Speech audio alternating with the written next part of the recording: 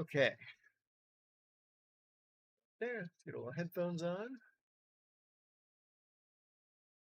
All right, we are here. How y'all doing tonight? Got almost almost ready here. So we got a few things for us tonight.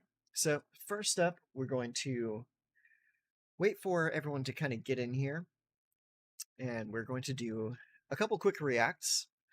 And because there's a couple videos that came out this last week that I wanted to check out, but I wanted to check it out with you guys. So we're going to take a look at those, and then we're going to play our last 20 games of Magic Arena. So let's go ahead and hop on in. I'm going to go over to this scene right here. There we are. Hey, there I am. Cool. Okay, so this first video, awesome freeze frame that we're on here. Our first video tonight, we're going to be looking at video from Brian Kibler. Is talking about the problems with universes beyond, even if you're not, quote, not a hater. So we're going to see what Mr. Kibler has to say, and we'll see if I agree with his takes. I usually do, but let's find out. From MagicCon Atlanta, which was Let's a ton of start it fun. all the way up. Hey everyone, Kibler here. I just got back from MagicCon Atlanta, which was a ton of fun. I had a lot of conversations with a lot of people about, Magic, obviously, and just had a lot of thoughts that I wanted to share, which is why I am making this video. I do want to say, sort of in advance, MagicCon Atlanta was great. I love Magic, right? Like, Magic is. Well, I would hope so. You've been playing the game long enough, been a professional player, inducted into the Hall of Fame. Like, yeah, you should love the game that you enjoy. Is the single biggest influencing factor in my entire life in so many ways. All the opportunities that I've had, so many of the friends that I've made, and everything. I am going to be very critical about a lot of things about Magic right now in this video, so I do feel like it's important to preface all of that with this. I'm not someone who hates Magic. I'm not someone who is like a hater even of some, specific controversial things in Magic right now in general. But, I do. Okay, so great place to start. We know who Brian Kibler is, the kind of person that he is, what he likes to play.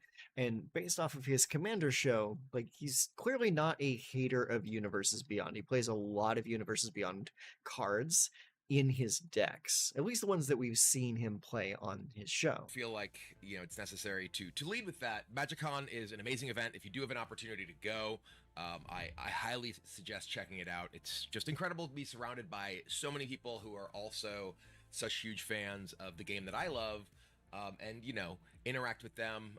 It is exhausting. I joked a number of times that it's kind of like being a shark. If I stop moving, I'll die.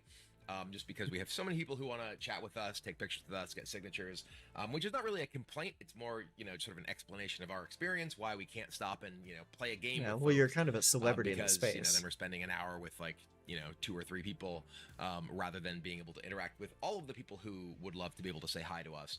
Like literally my ankle hurts because I was walking around and on my feet so much every single day. I injured myself just by overuse because I was walking, 15, 20,000 steps a day, just constantly moving around the convention center to all the events. But that's not what you're here to listen to me talk about. What you're here to listen to me talk about is sort of Magic, broadly speaking. And my thoughts on where Magic is right now and where it seems to be going. And obviously, the most significant factor of that, in most people's eyes, is Universes Beyond. The schedule for next year was largely announced. Just take a look at this. Take a moment to breathe this in. This is what everyone has been complaining about for the last like couple weeks, is this roadmap right here, myself included. I've been complaining about it too. But you look at it, it's like unannounced Universes Beyond. We now know that's a Teenage Mutant Ninja Turtle set. We have Lorwyn Eclipse, Secrets of Strixhaven, a Marvel superheroes set, The Hobbit, Reality Fracture, Star Trek. So of those 3, you have Lorwyn, Secrets of Strixhaven, and Reality Fracture. That's all of the in-universes stuff that we're getting.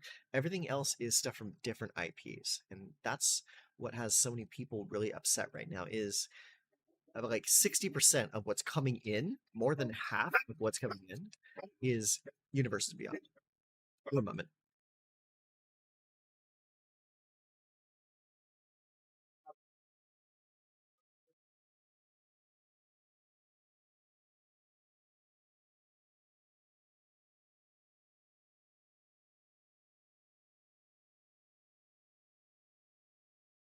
Sorry about that. Dogs. Anyways, what we're saying here is 60%, more than half of what's coming in the next year, it's all Universes Beyond. And that's kind of has people agitated. So it's just too much.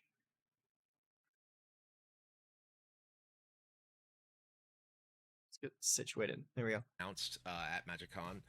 And not only are there 4 Universes Beyond sets next year, and only 3 in-universe sets, we're at least told that this is a temporary thing based on like licensing timelines and agreements, but that is obviously something that has a big impact on Magic and how Magic feels to a lot of people. And I do want to say, I am in no way a Universes Beyond hater. You know, I think that there are a lot of people who are like, oh, keep that stuff out of Magic. I want Magic to just be Magic, and, you know, blah, blah, blah, That's blah, what it blah. should be. And I think that's a reasonable criticism, but I think that it does sort of miss the point of, you know, these things being really appealing to a lot of people. I think that I have personally I can talk a little bit to that point. There is yes, it is very appealing to a lot of people to be able to come into this game and play cards from your favorite IP. There's a lot of people coming into the game right now that would not have normally touched Magic the Gathering if it weren't for something like Lord of the Rings or Final Fantasy or Warhammer or even Doctor Who bringing their interest into this space. And Magic is better for that because now we have more people to play with. Now, that being said, like, yeah, having more people to play with is obviously a great thing, but it feels like it's a little bit too much at this point. And it's not just the whole Universes Beyond problem, it's the product cadence. It's like we're getting too much of it. There's so much coming in so fast that we're not having enough time to actually enjoy the stuff that we're getting. seen friends of mine get pulled in by some of the Universe Beyond things and become Magic players, right? It's not just like, you know, oh, well, they come in, they want to play with the specific property that drew them in. They become someone who loves Magic, and it was just a happenstance that they were, you know, attracted by Lord of the Rings or 40K or Fallout or whatever it is. And I have friends who have gotten into Magic or gotten back into Magic because of all of those things. So I am not someone who says I hate Universes Beyond, you know, get rid of Universes Beyond entirely. But I do think that the sort of Universes Beyondification of Magic is going a little too far and is having a bunch of impacts on Magic that I Mhm. think, even outside of the sort of hardline take of I want my Magic to be Magic, are having very real and very, very meaningful negative effects on the experience of everyone sort of involved. There's another problem with this too, is the fact that they're being allowed into standard now as well is another pain point. I don't think that Universes Beyond products should be in standard because one, they're not really balanced for a competitive environment. They're balanced for like multiplayer because this stuff is clearly casual commander product. I mean, you look at the cards in the sets, and these things are not cards that are balanced with standard in mind, if that makes sense. In Magic, you know, kind of no matter how you interact with the game. And I do sort of want to talk about that in, you know, a number of sort of steps, basically. And I think that I would be fine with basically secret lair of anything. Like, I don't care that you're making a secret lair of Dwight Schrute. People can alter their cards however they want. You know, like, I might not be interested in Secret lairs to me are fine. It's not something I will ever really care about because the secret lair cards are basically custom arts or custom skins on cards. And then the game is just making it for you rather than you having to like make the art yourself and slap it onto a proxy card. It's just it's just something fun. in playing with Dwight Schrute cards, but if they are secret lair reskins, even if they're like commander decks or their, you know, secret lair mechanically unique cards, though I think we're kind of going down a rabbit hole that does kind of make things a bit more problematic the more sort of deeply you go into this. And that's why I think the way in which it's being handled has become an issue to a lot of players, and that I think is highlighted with Spider-Man. I don't know how Spider-Man, broadly speaking, has sold. I think that there are very likely people who are, you know, I've been following a few like finance YouTubers when it comes to like Magic and Spider-Man and Universes Beyond. Um, it's no secret that Spider-Man has underperformed because the set is very small. There's not a lot of very impactful cards in the set, and really the only card in the set that's really bringing in big money is the Soul Stone. That's it. Spider-Man fans or Marvel fans or comic fans, who have probably gotten into Magic because of the release of Spider-Man. But I also think that there's very clearly fatigue with Marvel broadly. I think that maybe, these sort Big of time. sets would have been much better received at sort of the peak of the popularity of Marvel in broad popular culture with like Avengers Endgame, 5 years ago or whatever. So Yes, that specifically. Because a lot of people, myself included, have kind of checked out of Marvel ever since Endgame ended. I personally have not watched a single Marvel movie since Endgame. I have not had any reason to want to watch any of those movies. And so for me, when it comes to Marvel, it's like I'm kind of done with it. Like I don't really care about Marvel anymore. So whenever I see Marvel properties coming into Magic or invading other spaces, I'm like, I don't really care. It's like, and the same thing. I had kind of the same reaction to Marvel Snap and also Marvel Rivals. It's like I don't really care about Marvel, so I'm not really going to play those games. 6 years ago. And obviously, these deals take a long time to make, so it's not like you can just suddenly release these things, back then. But I do think that Spider-Man has been pretty poorly received by at least the core Very Magic poorly audience received. for a variety of reasons. And I want to talk about some of that now and sort of how that echoes into the other Universes Beyond sets and my concerns with them.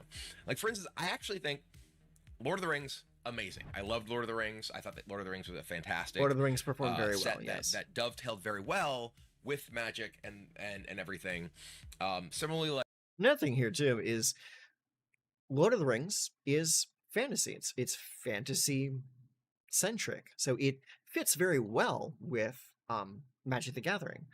Same thing with gosh, what would it be if you were to bring in like um World of Warcraft as a potential IP crossover? People would be less angry about something like that coming in rather than something like Spider-Man or Marvel. It's like it doesn't really fit the theme of Magic of like high fantasy. again, I love the commander decks for properties like 40K or Fallout. I think those are really cool. I have no real criticism of those things existing, because they are at least like, even though something like Fallout, like, yeah, these are sort of, like humans in like a modern world. They don't really have the same kind of like jarring disconnect for me that some of the other things do. I did have this same kind of disconnect that I have now with Spider-Man with the Doctor Who commander decks. And that's because Doctor Who is a property. Yep, that's another one that I really did not care for. Whenever I saw that Doctor Who was coming, I'm like, okay, sure, it's going to be a commander product. I can skip this. I don't really care. The fact that these new sets are coming into standard means that I can't really 100% check out of or like opt out of my care for these sets because I do still have to, at the very least, know what cards are coming so that I can then prepare for seeing them on the ladder or at my local F&M tournament. Um, I have to know what they are so that I know what to bring in to fight them. When Doctor Who came out, I could just mentally check out completely. It's like I didn't care about the product. I don't have to buy the product. I don't have to think about it. I don't have to buy singles. Nothing about Doctor Who matters to me because it's just Commander product. That's not the case anymore now that all of these cards are coming to standard. That, much like Spider-Man, showcases like real world locations in the modern day. And Spider-Man at least went in the direction of being comic Spider-Man rather than movie Spider-Man. So we're not seeing like real world actors like we did in Doctor Who. And I have a similar criticism of some of the upcoming stuff because it's so jarring to me that we're getting this weird uncanny valley of like David Tennant on a Magic card or Maisie Yeah, that's a Williams on little a weird Magic to see a card or real person whatever, on a you know, card. that we're definitely going to see with Star Trek, for instance, coming next year. And like the themes and places that we see from like Spider-Man, you know, it's like here's just New York City, right? Here's a bagel with schmear.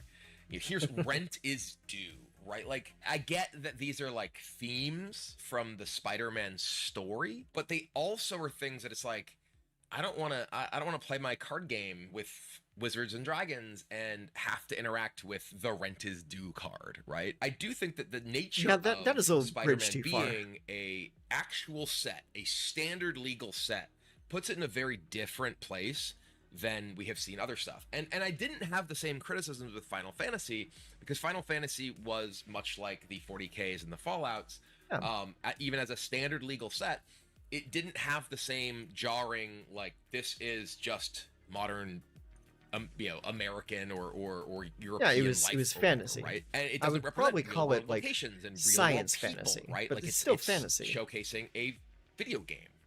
And the worlds that those take place in. That I think is a very big difference in terms of how it feels, right? How it meshes with the sort of fantastical themes of the Magic universe, right? And again, I had the same criticisms of Doctor Who. Like, it is very weird to have like history teacher on a card, right? Like, this Yeah, have that's just a like little here's weird. just something happening in London or whatever. Maybe that's a personal thing, but I have seen that kind of echoed from a lot of people, and frankly, I think that that has potentially had an impact on just the popularity of the Spider-Man set broadly. Like I've heard that you know it's a pretty common refrain. It's like I don't want to have these things which are just real life show up in my game. It just Yeah, feels weird, right? yeah, it is And very weird. I think that It's weird to think that like New York City is a plane in Magic now, because now with Ninja Turtles coming out soon, we are going to be having multiple sets taking place in New York City. It's pretty weird to think about. Like, granted, we had like Nuka Penna, and Nuka Penna is like a like Chicago adjacent kind of style, but it was still like a world all its own. With this, you've got like two like real world sets taking place in a real world city. It's very weird. that we see that throughout Spider-Man and the response to Spider-Man. Like I was told that of the panels on the main stage, the Mana stage, at MagicCon, that the one that was the most poorly attended was the design of the Spider-Man panel. Actually, we had our show, our Commander at Home Live, on the main stage on Sunday, and the panel that was supposed to be before ours was the Art of Spider-Man panel. That got moved to a smaller room, and I Wow. actually went and took a look, and that smaller room was nearly empty. I think that the Yep. interest That right there should tell you the pushback on a set like Spider-Man. It's like, even for like the fans of Marvel and fans of Spider-Man, this set is really falling flat. Like, we really aren't seeing a lot of drive or care for this set, and it's obviously reflected very easily. in Spider-Man compared to literally every other like standard legal Magic set that I've ever seen in my 30 plus year history playing Magic is the lowest that I've ever seen from in franchise Magic players, Yeah, right? And maybe again that there are a bunch of comic fans who are like, "Oh my god, I love Spider-Man. I'm going to try out Magic because of this." But it's not like comic fans and Marvel fans are like at a loss for card games if they want to play card games with Spider-Man. There's any number of them that exist and have existed throughout the years, and this is in no way like a unique experience that they will like, you know, somehow now be able to play with their favorite characters. It's not like a Fallout or you know a 40K where like this is the singular place where there is you know an opportunity to play, or at least the only good opportunity there's to play. But there's tons of ways you can play Marvel superheroes, right? So like it's not the same in terms of the power it has as far as like an acquisition tool like for these other games. In my mind, that seems to be what would probably be the case. You're also looking at things that I think are much more natural crossover with things like Final Fantasy. Like again, both the sort of world themes and everything. And obviously, superheroes are kind of a fantastical thing, but again, they do exist. yeah. I think this really boils back down to the whole superhero fatigue, Marvel fatigue. People just don't really care about it right now, aside from maybe like the hardcore comic book guys.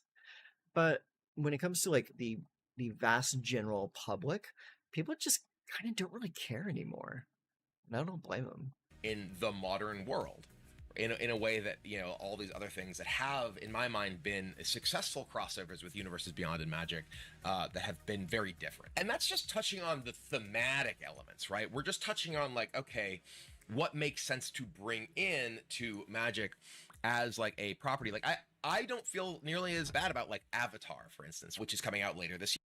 Yeah, Avatar is going to be the next uh other universe set that's coming in. And if you look at Avatar, Avatar honestly looks and feels like a Cons of Tarkir set. Like it has a very similar setting, very similar like aesthetic to it. I think Avatar is probably going to do a lot better than Spider-Man based off of that alone. That and we really haven't seen any kind of like Avatar pushback from spoiler discussions or anything like that. So I'm thinking Avatar is probably going to do pretty well based off of those factors alone. Year, which has other issues though. If you paid attention to the release schedules that were revealed previously, originally Lorwyn, the Lorwyn Eclipsed, was supposed to be the final set of this year. And for whatever reason, most likely, almost certainly, due to licensing issues and the dates that things are supposed to be released based on licensing agreements, we saw that Lorwyn Eclipsed is getting moved to be the first set of next year, and the final set of this year is going to be the Avatar set. While that may seem like, oh, you're just shuffling. No. And that's another thing I want to talk on is with Lauren being pushed back to make space for Avatar, that makes two Universes Beyond sets in a row before we get another normal in-universe set.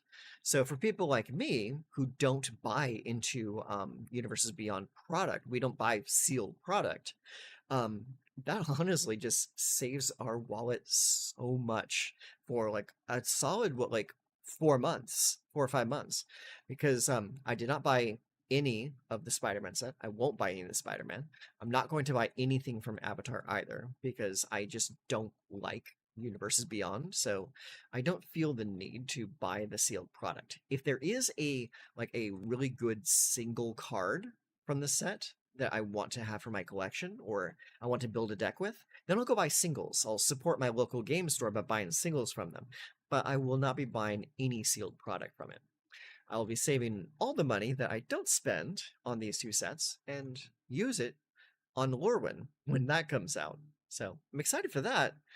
Don't care at all about any of the UB stuff. Around the release schedule, that has very real implications for the actual game. For instance, we had the Shockland cycle that was brought back into standard with the release of Edge of Eternities and Fantastic. is completed in Lorwyn Eclipsed. Well, now with Lorwyn Eclipsed being shunted into next year, not only do we have to wait several additional months to have the opportunity to play with the full cycle of Shockland. So if you are someone who plays Standard, which is a format that Wizards has been trying to push, and I think rightfully so, as I talked about in a previous video about how important Standard is to the health of Magic as a whole. If you're someone who's interested in playing Standard, you now have to wait like several additional months to be able to play with reasonable mana in a lot of different decks. Yeah, that's right. That's absolutely just correct. based on like the license.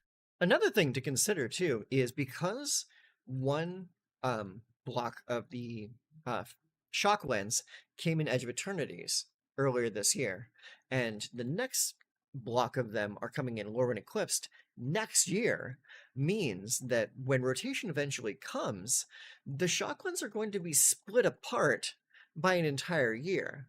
The last year that Edge of Eternities is legal, those Shocklands leave, but we still have the other Shocklands from Lorwyn Eclipsed in Standard for a whole nother year. And that's very weird. All of those Shocklands should have come from a single set, or they should have let Lorwyn be released on schedule to have them within the same year. Licensor approval that is now an integral part of half or more of Magic sets, we're seeing these things have to be shuffled that sacrifices the intended gameplay for these licensor demands. It clearly was intended based on the originally announced schedule that the Shocklands would be, all together in standard the same year. Right. And now they're not. Now it's several months later. And it's not even just like, oh, you have to wait a little longer. It's like, okay, you wait a little longer. Well, now they're desynced in rotation. Now, Now he's talking about, based on the new way with the removal of blocks and everything, that rotation has been announced to work, that it is a yearly basis rather than a like fall release basis. It used to be back in the day when we had blocks in Magic, the fall was like the big set for the new block, and then you had the smaller sets that released, and then the fall release of the new big set was what kicked off rotation for the next year.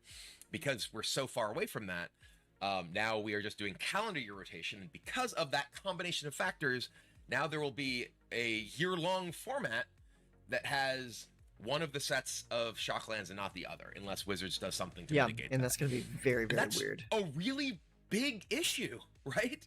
That's a really big deal.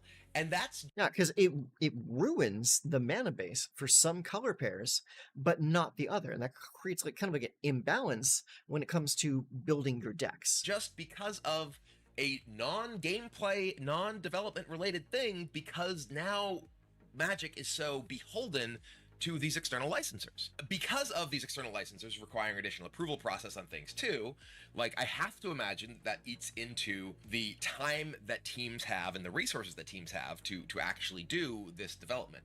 And now that there is 6 or 7 sets, with next year 7 sets coming out in a year, we are certainly seeing these teams, even if teams are appropriately staffed, right? Even if you have enough game designers and playtesters and developers on any individual set, and they likely don't. Just so many more sets and so many more cards that you have to consider in actual development. It's so much more likely that you screw something up, right? It's so much more likely that... Yeah, and bear in mind, 7 sets coming out in a single year, there's no way possible that they have enough time to devote to proper balancing of the cards coming out. And we're going to have more instances of cards like Nadu or Vivi or any other like wildly busted card coming to standard that did not get enough time for proper balancing, and then we're going to have wildly unbalanced standard that is going to need more emergency bans. Stay tuned in November, you'll see something falls through the cracks. Like, what do you think the odds are that in playtesting someone used Agatha's Soul Cauldron on a VV at any point? Because these sets are years and years apart, and who knows how much of the development time of Final Fantasy was complete before they made the decision to change to a 3-year rotation, which is the reason that Agatha's Soul Cauldron is still legal with VV. So and bear that in mind. Soul Cauldron was never a problem until Vivi came along. Vivi's ability just made it so busted. It's like, sure, people were using Soul Cauldron for a time in standard, but nothing that was like really, really destructively busted like this.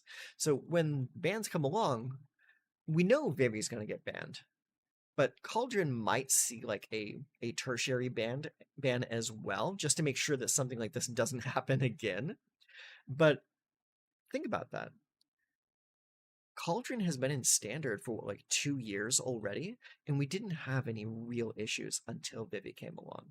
And I really think that we had this issue because the R&D department, the people that play test these cards before they come to standard, they're not being given enough time to actually play test properly and give the proper care to these cards that they're designing. And that's why we have issues like Vivi Cauldron. These like factors of these moving pieces that are related, sometimes some of them to UB, but some of them to just other decisions. And it's like, was a decision to make 3-year standard rotation, keeping in mind the fact that, there were these so many more cards are being released in the future, right?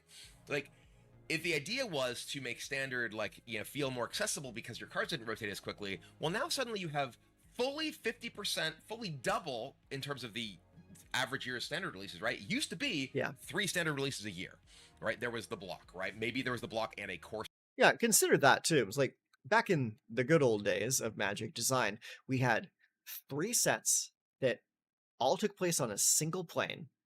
So we had enough time to actually digest the story of a plane, plus a core set. And that was all you got all year long. And it was great. It worked. It was balanced. Everything was fine. We didn't really need bans all that often. There were a few outliers, but it wasn't like today where we spend only one set per plane. And that's like stretching it. So it means like you spend like what, 2, maybe 3 months in a single place if you're lucky, and then boom, we're whisked off to another plane altogether. It's way too much, way too much. Set or whatever, but there was 3 or 4, so it's either double or 50% more the number of sets that you're dealing with every single year in standard, and also an additional year's worth. It's just so much, and it's so much that it is so hard to get things right in the development process. And Yes, in the same kind of the same breath, right, the same time frame, Wizards made the decision that they're okay. We're going to announce like a once yearly banning thing and only do emergency bans. And now you have so many more opportunities to have made mistakes, and you are tying yourself to, you know, oh, we're only going to do emergency bans outside of these windows, right, or this window even. And frankly, like, you are that's just not giving enough. yourself so many more opportunities to have terrible standard metagames because of those mistakes that are essentially inevitable, because of just how much pressure you're putting your development teams under to do so many things and make so many Magic cards. Yeah, and that's another thing that he's touching on right here that is a perfect example of this problem here is they're putting out so many sets every single year, and we're talking about how these developers don't have the time to devote to proper testing. And like another thing too is these developers, these designers are horribly overworked, like to the point where like if they actually did sit down to play test for a few games, who knows if they'd even catch the right things. I don't know if there's any additional pressure from these licensors to ensure that the marquee characters of their properties are good. How much pressure was there that Sephiroth was a really good card? How much pressure was there that Vivi, you know, was a really good card? I don't know how big a deal Vivi is, but I know a bit how big a deal Sephiroth is. It does sound likely that Wizards is like, you know, gonna ban something in the Vivi Cauldron decks, probably Vivi from the sounds of the article that was posted. Most definitely But Vivi. is there any amount of pressure that you don't ban marquee characters and cards from games? You know, like, does this now create this additional layer of outside pressure where you like upset your license? Well, that's a good point too. Is a lot of times you're not going to see like bans from, like, especially like marquee character bans from sets like Final Fantasy until enough time has passed where the product is no longer being printed and being purchased in mass. So it makes sense that they would wait until November to pass any kind of banning judgment on Vivi, because up until like recently, people were still buying a lot of Final Fantasy, buying like collector's boxes and things like that, spending a lot of real good money. And when you spend a lot of money on a product, you don't want your favorite cards being banned and being told suddenly that you can't play with it anymore. It kind of leaves people with a bad taste in their mouth.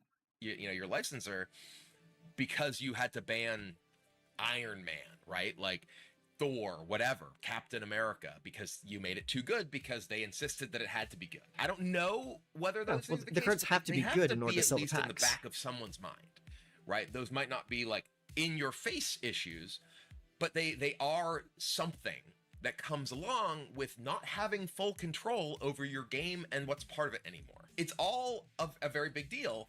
And even with like reveals, for whatever reason, we don't know what the second set of next year is. We know what all of the others are, but we don't know what the second one is. And I have to imagine that's something that like they have some. Well, we do know, because this video is a few days old, we do know that the unnamed set is going to be Teenage Mutant Ninja Turtles. We've seen all of the marketing for it. It's weird.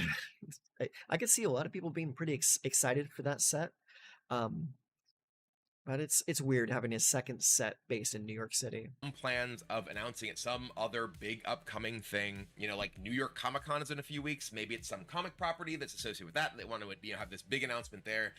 I don't know, but like, you lose control of these things when you are working with these external groups that now have, again, some element of control over your entire process, whether it's development, marketing, yada yada yada yada, when your releases are. And all of that leads to more decisions being made that are not necessarily for what is best for the game. And that's the problem, right? That's the crux of all of this. Are these decisions being made to make Magic the best game it can be, or are they being made because we need to attract all these like additional licensors? A big part of it is money, and it's been stated by Hasbro themselves that Hasbro, without Wizards of the Coast, without Magic, the property, um, they're not making money. They're not a profitable company. They don't sell enough toys. They don't sell enough Lego. They don't sell enough to make up for what they would lose if they didn't have Magic the Gathering. So a lot of this is pressure coming in from Hasbro to sell as much product as possible. And that's why you are seeing all of these extra sets coming in every other freaking week at this point. And as a result, players, and I think it's a good thing, right? If we're attracting new Magic players, it's less of a good thing if we're just attracting people who buy Magic cards and make packs of Magic more expensive because they want to collect the things. That's still a good thing to Hasbro. Long term, is it, right? Like, is it a good thing if you end up alienating your core player base because you appeal to periodic groups of collectors who want the shiny things that come out of the collector packs or whatever? Although, to be fair, I constantly see people refer to collector packs and collector booster boxes as like the cost of things. No one needs those. You don't need to have the shiny thing. And I actually do think that the existence of collector boxes and boosters is one of the better things to happen to Magic, because it does create this layer of collectability that has nothing to do with gameplay. And having the fancy foil, alternate treatment, whatever things of a card at least usually does help make the base versions of those cards more accessible to someone who just wants the game pieces to play with. All of that I'm totally fine with. Make as many One Rings as you want, as long as like I can get the cards that I want to play with in my deck. I don't think that the collectors that's who a big are problem trying to get too, is like what the scalpers are doing is making it that much more difficult for people to actually to acquire the game pieces that they need to play. Because like when it comes to Commander, you can proxy. There's no problem with that because it's a casual format. When it comes to Standard, which these cards are legal in Standard, that becomes a problem because you can't just take a pile of proxies down to your Friday Night Magic and play, or to an RCQ and play, because that they would be counterfeit. You need the game pieces to play the game, and that's a big problem with these scalpers coming in and just like scooping up all the cards. the fancy stuff, unless those collectors are making it so there's no product available, period. If there's no collector product available, fine. I don't care.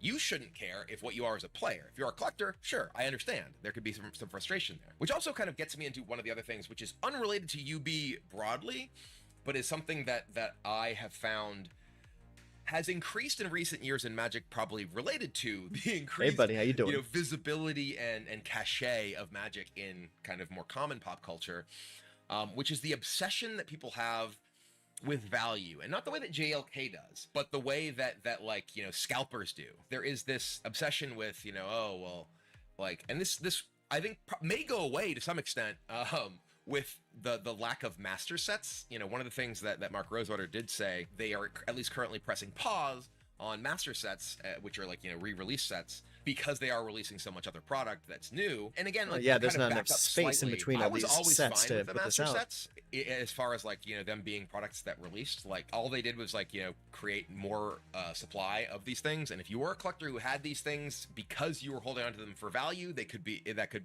upsetting. But if you're just someone who wants to play with the cards, they're fantastic. The Bluetooth headphones, those are in the room. I wanted to use my big wired headphones tonight. For some reason, the playback in the headphones, they just come through a little bit better. So I wanted to use these while I was doing a react today. Other than when they were like massively overpriced, I think the Commander Masters double, I don't know, one of them was insanely overpriced and like was a massive failure. Those were always fine releases because you didn't have to interact with them if you had those cards or you didn't really care about those cards. But now there's 6 or 7 releases a year that you are forced to interact with if you want to participate in Magic in any way, because they are Standard legal and obviously Commander legal, and like Yep, and that's another thing I keep coming back to, is the fact that these sets are Standard legal. You can't opt out of them like you used to be able to opt out of these silly Universes Beyond sets. because of the fact that they're standard legal. It's like, while I won't be buying the product, I still have to know what's coming. I need to check the spoiler lists and see what my opponents could potentially be playing. So I can't just shut my brain off whenever I hear the term Universes Beyond. I don't have that luxury anymore. They are just something that no one can just say that's not for me because it's just a side product. And that's my biggest criticism again, is that these are all things that everyone is sort of forced to interact with if they Yep. want to play Magic and not just collect Magic or interact with Oh, Magic thank you. in a casual way. um, if you want to, like, Yeah, I like the play green in screen. a standard Magic tournament, you need to know what all the Spider-Man cards are. You need to know what all the Final Fantasy cards are. You also probably need to know what all the Spider-Man cards are when they're on Magic Online and you can't play them, or Magic Arena and you can't play them, which is another, bucket of issues entirely, which I'll actually talk about in a moment. I'd almost forgotten about talking about that. I didn't have it in my little very brief outline. I like Universes Beyond. I hate the fact the wizards are greedy and make shittier and shittier. Yes.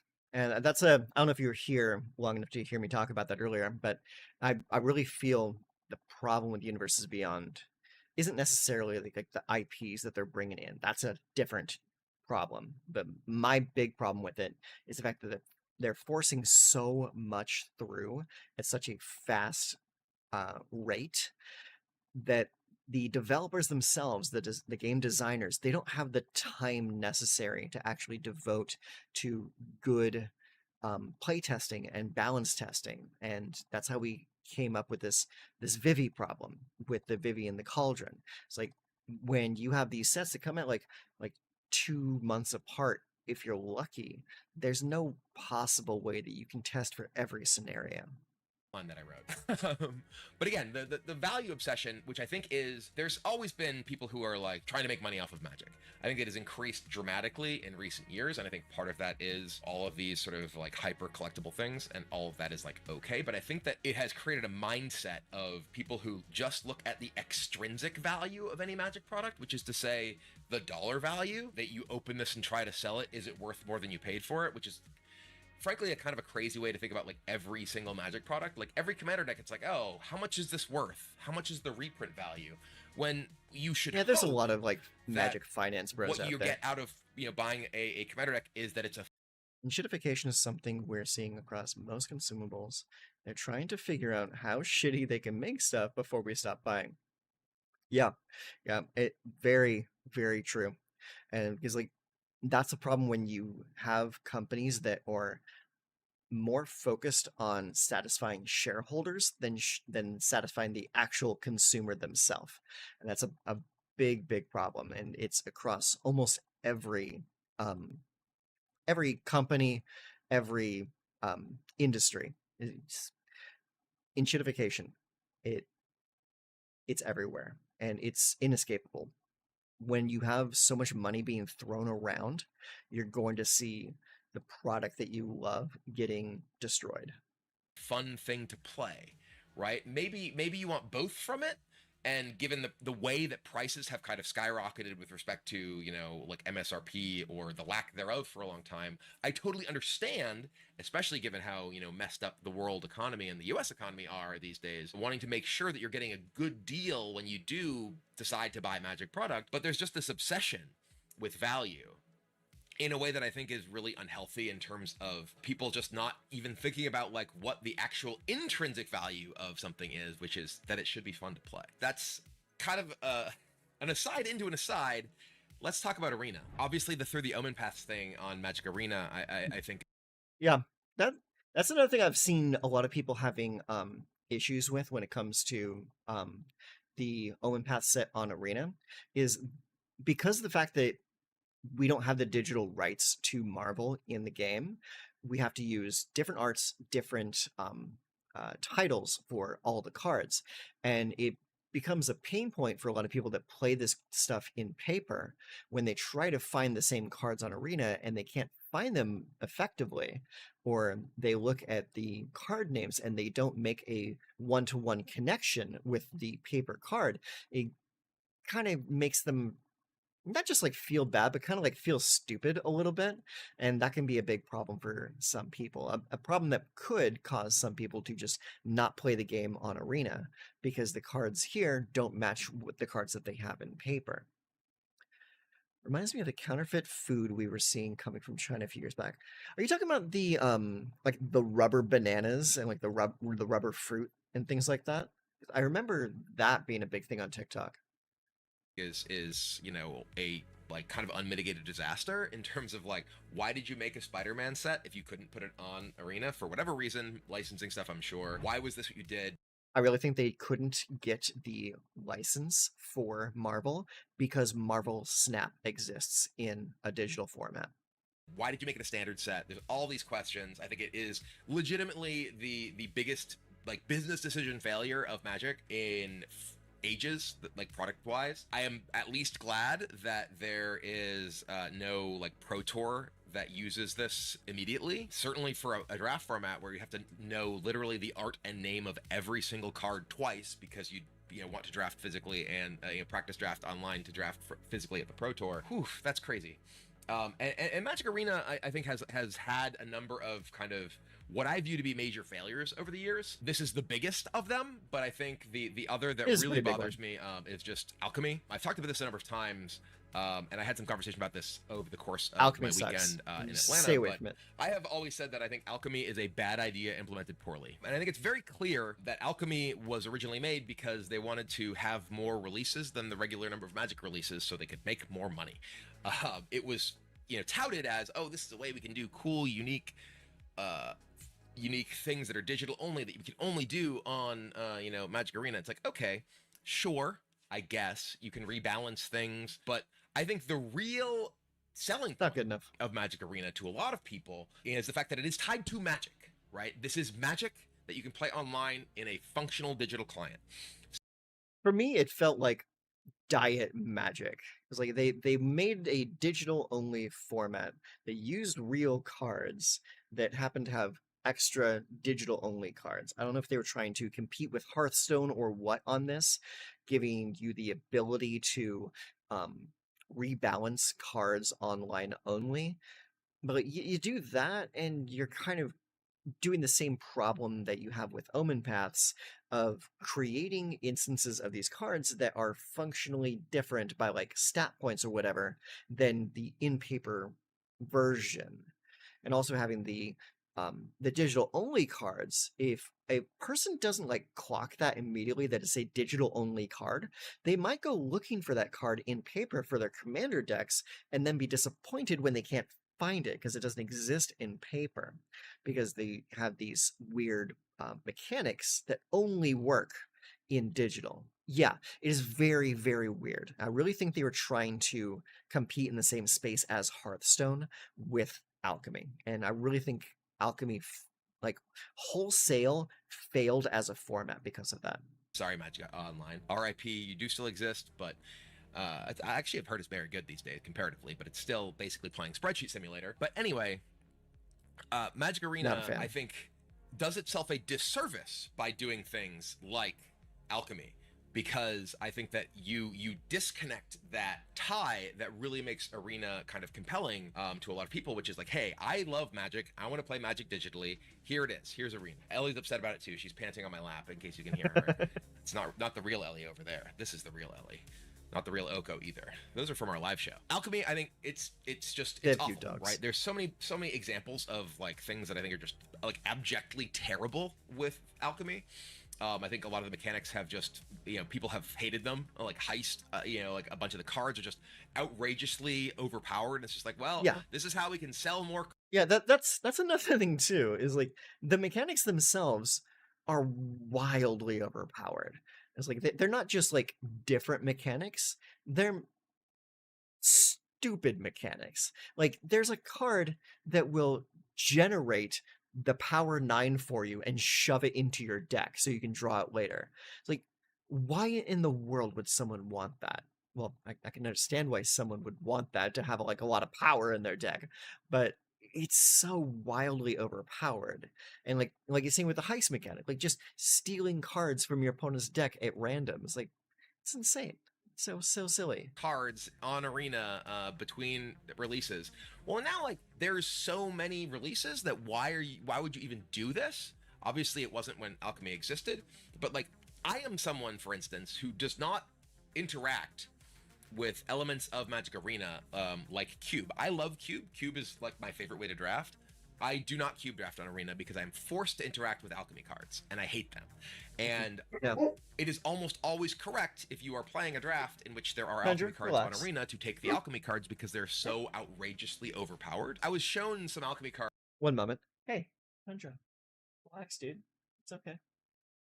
No one's gonna hurt you. I see you buffing over there. Take it easy, buddy. Cards at dinner when I was talking to some people, including Amy the Amazonian, and I was just like shown these like cards that are just like the dumbest things I've ever seen in my life. Like I cannot fathom a human being thinking it was a good idea to like make this card for people to play with because yeah, they're nonsense. They're absolute nonsense. Like They the are. They specialized absolutely cards are. from Alchemy used art from other cards. Yeah, that was a really weird one. When I actually tried to play a little bit of alchemy, like years ago, and seeing cards like Jahira here, when you specialize or you choose like one of like 5 different versions, like how are you supposed to be expected to keep track of all of these different versions of like these hero cards? It's like it's a little too much to wrap your mind around, especially if you're not really used to it. And then had like 6 different abilities so they could just have as much possible game tech. Cube is a fantastic way to engage with Magic. It's a nice limited format that you can kind of set the power level yourself by the cards you put into your cube. Cube is a very very popular way to play. Obscured behind a keyword on a card as possible, when realistically if you want to actually make a digital game well, you want to use the fact that you have a computer doing this processing and you don't have to have players who know every single thing all the time to reduce the apparent complexity of cards, rather than be like, would you like to draft this card? By the way, it's 7 different cards or 8 different cards, and you don't have any way to possibly know everything and no way to have the time to actually process that in a draft. Or if you're playing against it, you have to be like, what is this? So alchemy's horrible. That's not even getting into like the rebalancing that happens in the alchemy legal formats. That's like, oh, now you have to know what 2 different versions of a card are depending on where you play it. I think Magic Arena sometimes 5 different be versions. best served to just get rid of alchemy. Just admit it was a mistake, delete it, give people wild cards, and just make Magic Arena Magic that you can play online. And especially with how many releases there are going to be moving forward, 6 this year, 7 next year, you don't need like these intermittent things that are just releasing even more cards that will absolutely overwhelm players both mentally and financially, though of course as a business you want to do the latter until they quit. But who knows what that threshold is, right? Like I said, I know I think a lot that, of people that it is get driving very burnt people out like right me now. at least away from participating in those things, and I would be surprised if there is a population of players on Arena who like alchemy enough that you will like lose like interest and revenue if you just get rid of it. I think that you're much more likely to actually attract people like me back who will play more and like participate at a higher rate and higher level if you just get rid of it and admit that it was something that should never have happened, and move on with your lives. As you can see, I'm passionate about that particular topic and a lot of these, really. Like I said, I love Magic. I think Magic is the best game ever made, and I agree. I am thrilled that something like Universes Beyond and something like Magic Arena, right, are bringing in new audiences to participate in the game. I just wish that they were done more delicately and better. I think that like with Spider. Yep, and here's another thing too: is when you see someone like Kibler here or anyone else speaking so passionately about something like this, it can be misconstrued as just constant complaining. Here's the thing: is if people like this didn't care so much for the game, they wouldn't be complaining so vocally about it. They would just quietly leave the game and never look back. Like, it's not just complaining, it's complaining because you want the game to be the best that it can be.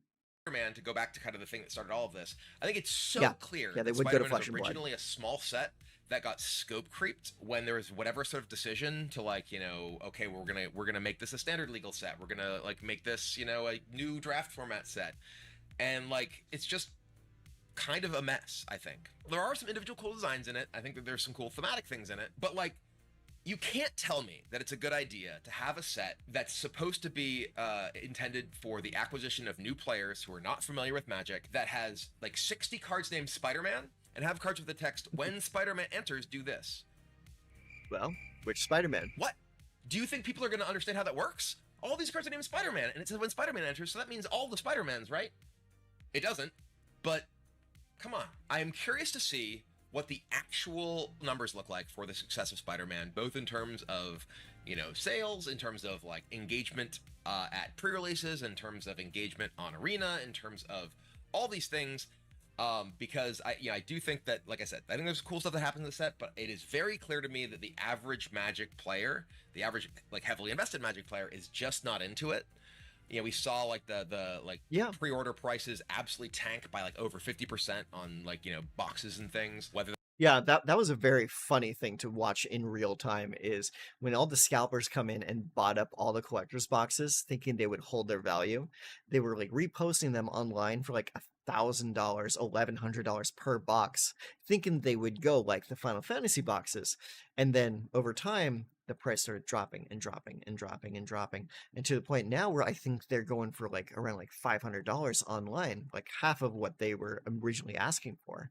It's really wild. It's like, and a lot of people are panicking because they spent so much money buying up all these boxes, and now they're not moving because the set has close to no interest.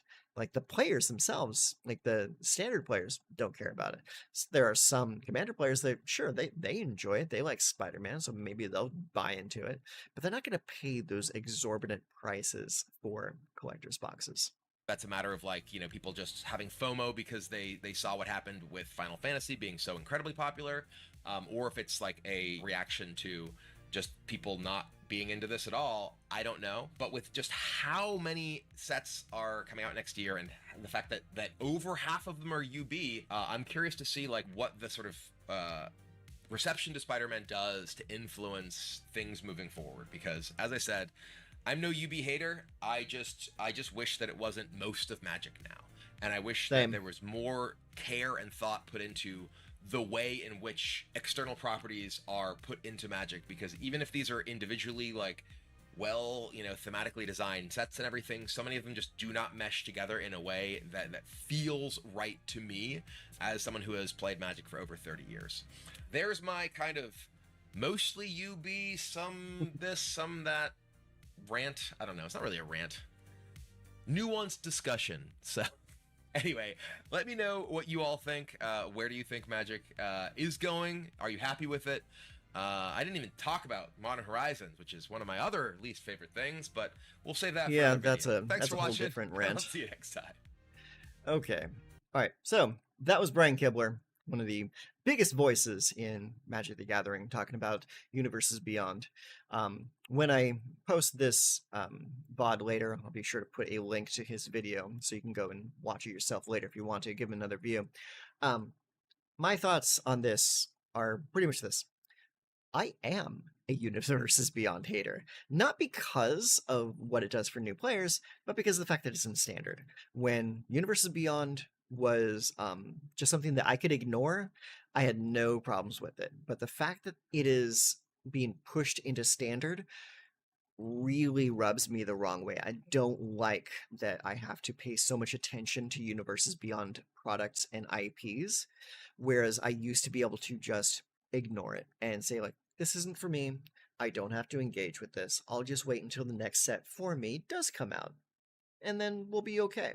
But now, because of the whole Universes Beyond and standard thing, I don't have that luxury anymore. So that was that. We have one more video I'm going to watch in just a moment here, but I need to take a quick 3-minute break, and I'll be right back. So for the time being, I'm going to put you over here. And let's see, actually, no, wrong one. This one. Boom. Yeah, so let's go over here. And I'm going to leave you on this page over here so you can see the deck that we're going to be playing tonight after we get done with this next video. Okay, that's what we're going to be playing a little bit later. So I'll be right back, just a few minutes.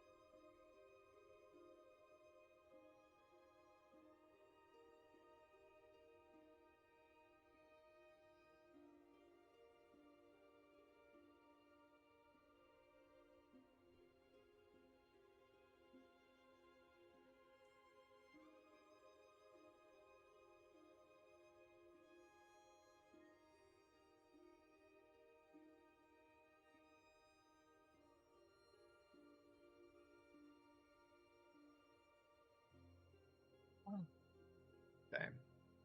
So, not gone as long as I advertised, but I just want to get a little refresh on my drink here because we're going to watch one more video.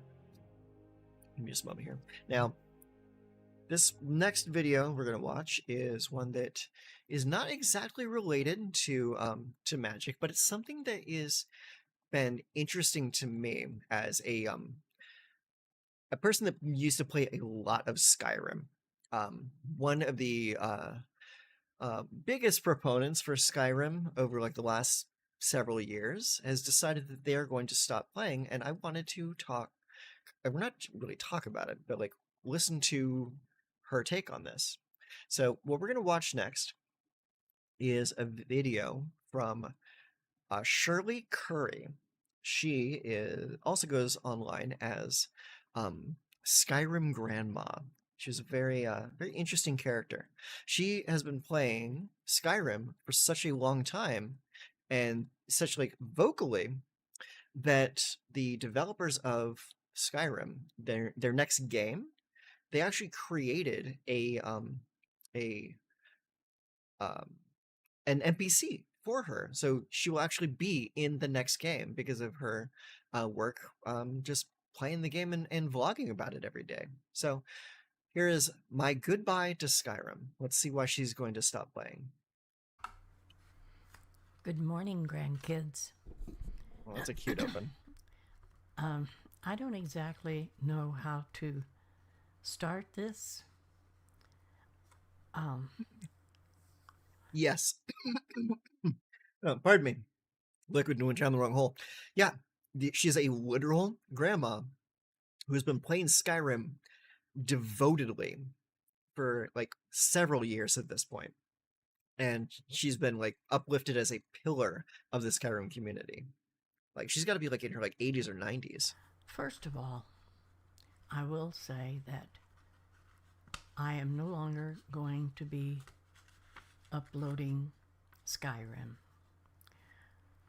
I have a few older regular viewers, but most of them seem to be very young kids, children. Huh. And I'm not getting any feedback from them on the videos. All I get is, "Hi, Grandma," or "I love you, Grandma." That isn't what I was spending my time on making and uploading videos for. The regulars that have been with me a long time, because I've been playing Skyrim and uploading it for about 15 years. Yeah, she's been at a long time. Those I will still appreciate hearing from. You usually have my email, and I will be leaving a vlog once in a while when I have something to talk to you guys about. Well, that's good. She's not like completely disconnecting from her viewer base.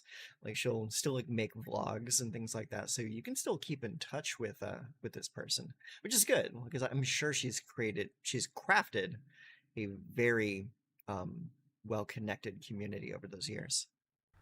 You older ones, when I say older ones, I'm talking about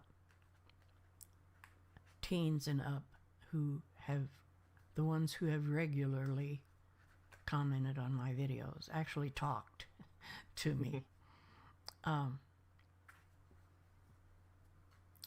So I will still hope that I hear from you in my vlogs or emails like I have been. What else? Also, I wanted to remind everyone about the fact that I am a follower in this Skyrim, whether it's the regular Skyrim or Skyrim Anniversary Edition. Some techie guys made me an actual person in the game that you can get as a follower. They had me speak so much dialogue. I think she may be referring to the next game, Elder Scrolls 6, once that comes out, because I did see some behind the scenes footage of some people like creating a specialized model just for her in the next game. And I only once in a great while have someone tell me that they have me in their game as a follower. I think that's really special. So if any of you older ones that I really want to talk to don't have me or didn't know I was in this game, there you are. You can go to Nexus and Was she actually talking about a mod for Skyrim itself? And maybe that's something else. You will get a listing of all the different things. I mean, at Nexus, you will get shown on a page me and. Now, if you're not familiar, Nexus Mods is like a mod database that you can download Skyrim mods for. So if what she's talking about is what I think she's talking about, then that means someone else other than like the Elder Scrolls developers made a mod for her. I'll have to actually check that out later and see if I can download her as a follower. That would actually be kind of cool. My videos, so that I'm in. I mean, you can get me as a follower there. I don't even know half of what I'm saying. Anyway, if you want me as a follower in your game, go to Nexus, type in my name, and you can get me as a mod. That's cute. I like that. It's very wholesome. What else?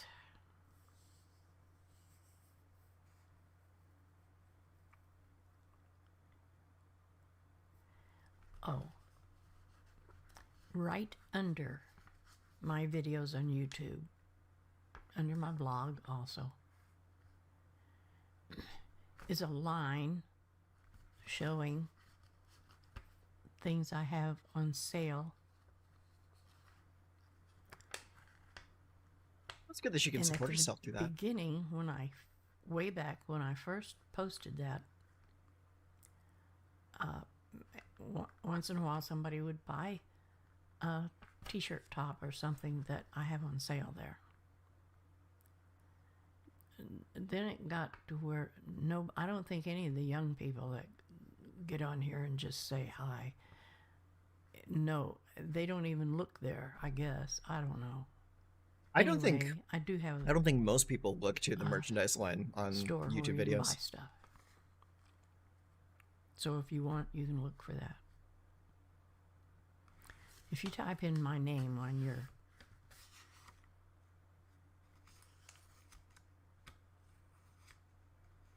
Google or anything, it'll show you anything I have online. So You can go there and find whatever you might be looking for. My regulars, I hope you stay with me on my vlogs, on my channel, on my blog. I have a religious blog which I would really like for you to come and visit. Once in a while, I might give a Bible verse that either has me confused or that I think is really interesting. I think that's a And nice I'm way not for her to going, stay I connected don't with her try to community. do anything like preaching or anything like that. I just mention a video and a verse and ask what you guys think, or am I looking at it wrong, or Like a book club I kind of might just situation. ask something about it. It's for a conversation between you and me, and I do not want all these kids to come there and say hi. It's for a discussion. So it seems like her big issue and why she's stopping her uploads, at least of Skyrim, is because it's attracting the wrong kind of audience for her. I think she wants people that she can connect with on a deeper level, and she's not having that same connection with these younger people that are coming in and seeing her. But that's kind of a weird thing though, is Skyrim's an older game. It's a slower game. It's a game that a lot of young kids I wouldn't think would really be getting into. It's like a lot of young kids these days are too busy playing games like Roblox and Fortnite, and I understand that's kind of derivative for me to say. Um, but I don't know of any young kids that are looking to play Skyrim right now. I would imagine the game is too old for them. It wouldn't keep their attention. Group.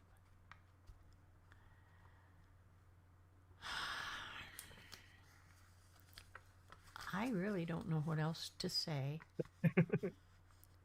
except I'll be seeing you there and I'll be seeing you in my vlogs.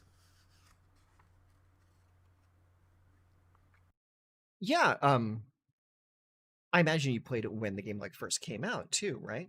Because like if you're 21, you used to play it when you were a teen, so that's about what 7 to 10 years ago ish. So yeah, and the game's been around. The game would have been around for at least a few years by the time you picked it up. So you would have been around the right time to be playing Skyrim. I played Skyrim when it first came out. I was already an adult though, but I grew up playing games like Morrowind and Oblivion. I was already into the series at that point. So picking up Skyrim was just the next game to play for me. Um, but like what I'm thinking of is like if I'm connecting the dots here and she's having like actual little kids coming in and checking out her videos, kids like around like 8 or 10 years old. Like it feels it's not necessarily that they're too young to play the game. It's that there are other games out there that are more exciting for them right now. Just my 2 cents. I doubt if I'll be seeing you anywhere else. This has come to this because I'll soon be 90 years old. Wow. Every time I come up with a new idea of how to play a story in Skyrim, which Just is random what I've stumbling mostly video always games. done, made up my own stories in there. I think you got a point there. I don't know if you've seen this, but about 6 months ago, when I was scrolling on TikTok, I would come across this older gentleman who was playing Call of Duty. And he was really, really good at it. But he was like, I want to say he was around like 60, 70 years old, and he was popping headshots with a sniper rifle, not because he was good at handling the controller, but because he was a decorated wartime sniper. He knew how like bullet trailing was worked. Yeah, he was like this COD grandpa, and he was rocking the shit. He was doing so good because of his experiences as a sniper. So I know for myself was like I'm not a first person shooter guy. I don't play those games. I'm more of like a fantasy kind of person. But the novelty of seeing an old man popping headshots like that, that got me to stick around for the video. It was very interesting to me. So I think you might be onto something with people just stumbling across her videos. I may make one or two or three with a new character, and then I'm just bored again. Oh, So I'm just gonna. That's why I'm just gonna stop and she's and probably done find everything there is to anything do in the to game. do with Skyrim. I'm tired. I'm not having any fun with it anymore. Yeah, mods definitely do keep you in the Probably game. because of all the little kids on there. Yeah, she might be able to if she has some assistance from like maybe her actual grandkids or something like that. But she might just be a regular vanilla user. Nothing wrong with that either. I whenever I play Skyrim, I actually play vanilla because I I'm so bad about this.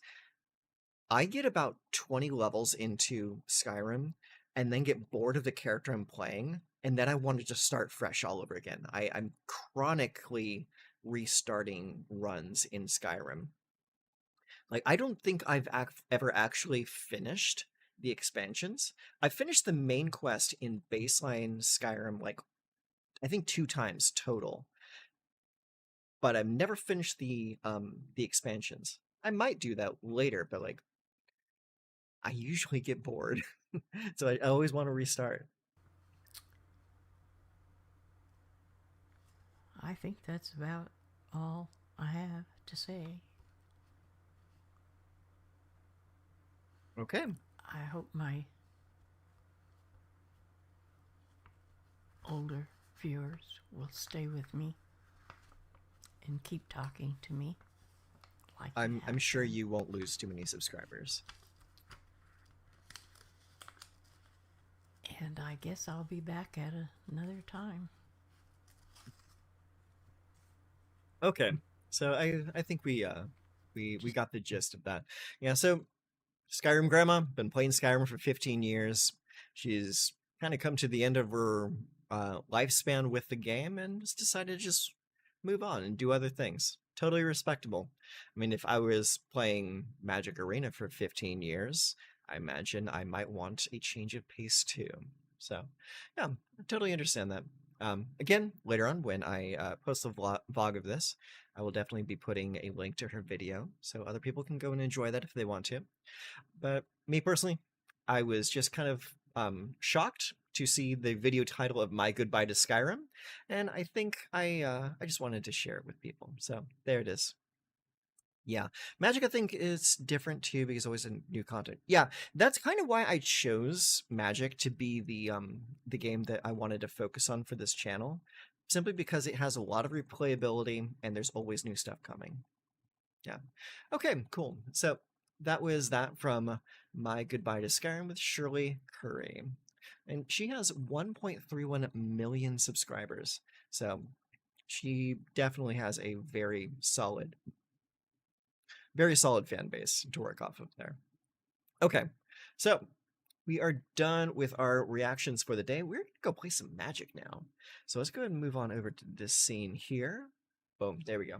All right, let's settle ourselves in. So let's go ahead and move that down. We are here in the arena. And let's talk about this deck right here. This is a deck I've been playing for the last about 3 weeks or so. If you've tuned into any of my other live streams over the last 3 weeks, then you should be very familiar with this deck. But I'll give you a rundown real quick. It's a red and green zoo deck. Basically, we're playing a bunch of creatures that are like high value, playing a little bit of burn, a little bit of protection, and we're just winning games with it. The deck has been doing actually fairly decent over the last few weeks. What we've been doing is we've been playing like blocks of 20 games, and then after those 20 games, we assess the deck and make some changes. And so far, this deck has gone through 4 different versions of itself. We're actually in the last 20 games. of this deck. So today is games 80 to 100, and then when we're completely done with the deck, we're going to offer our final thoughts on it. So here we have Burst Lightning, we got Llanowar Elves, Pot Patch Recruit, Snakeskin Veil, Lightning Strike, Frenzied Baloth, one of my favorite cards right now, Keen-Eyed Curator, Screaming Nemesis, Surrak, Elusive Hunter, Scrap Shooter, and 3 Ouroboros. In the lands, we got 8 Forests, 2 Restless Ridgeline, 4 Stomping Grounds, 4 Thornspire Verge, 2 Soulstone Sanctuary, and 4 Starting Town. It's a pretty decent list. Let's actually take a look at the profile real quick, and I'll tell you exactly where we are on our win rate. I believe we had a positive win rate last time we looked at this deck. One moment. Untapped.gg. Take a look at our profile real quick, and I'll give you the stats. Go to my account. Magic.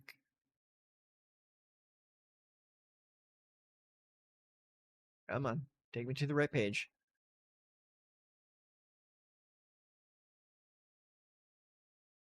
One moment. Sorry, I'm a little underprepared for this part. Okay, here we are. Let's go ahead, go back over here so you can actually see what I'm looking at here. Oh, one moment. We have a blue background. We'll fix this real quick. There we go. Okay, here we are. So, this is the untapped.gg companion. Tracks all of my games played. So, here it is.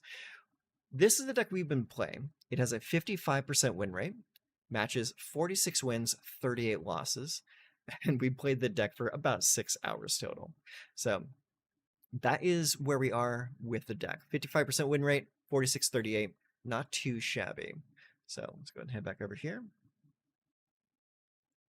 You've been playing Mono Green Stomp with Ouroboros. That is pretty solid. Ouroboros on its own, really damn good card. I mean, I'm never sad to see this card hit the table. It's very fun to play.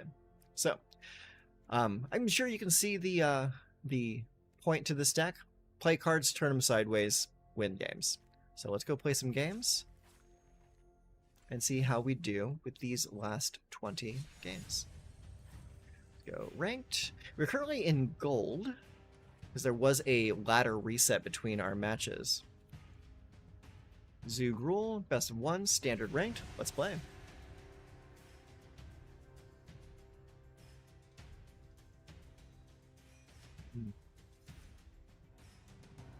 Green screen is acting up. I'll have to adjust that after this game.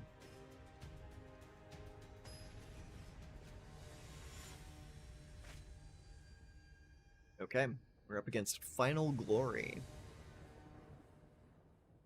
Okay, opponent goes first. We have a Starting Town and 2 Forests, so that's 3 lands, both of our colors. Awesome. We have Screaming Nemesis, Llanowar Elves, Scrap Shooter, and Ouroboros. If that Llanowar Elves survives the first turn, that means we get Screaming Nemesis on 2, so I'm going to keep it. Okay, they play Plains into a Nesting Bot. Okay, so this might be the Orzhov Aristocrat stack. So let's start with the Forest and play the Llanowar Elves.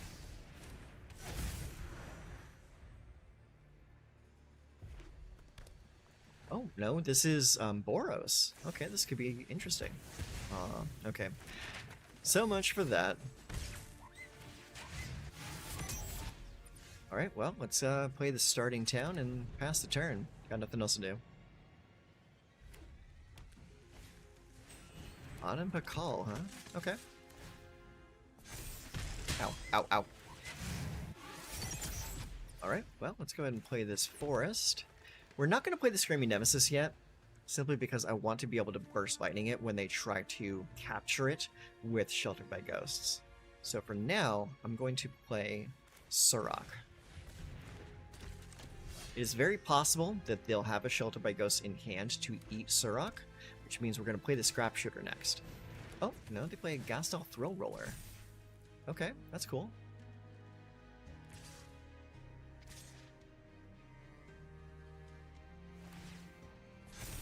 Attack with those, huh? Alright, well, we're going to definitely block the Gastel Thrill Roller. It's the largest creature. We may be losing this game. This is not looking good for us. Alright, let's see. Yeah, Nemesis, Llanowar Elves. First Lightning. Anapakal's a little bit too big right now. Yeah, let's move on to the next game. Yeah, that was not a good open game for us. That's fine. Shake off the dust.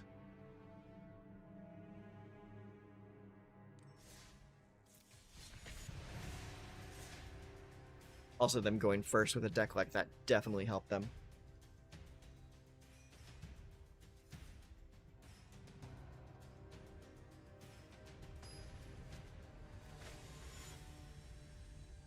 Okay, second game of the day. Opponent is D Boogie. Alright, D Boogie. Okay, we go first. Similar hand to last time. Pop Patch Recruit into Screaming Nemesis looks good, so I'll keep it.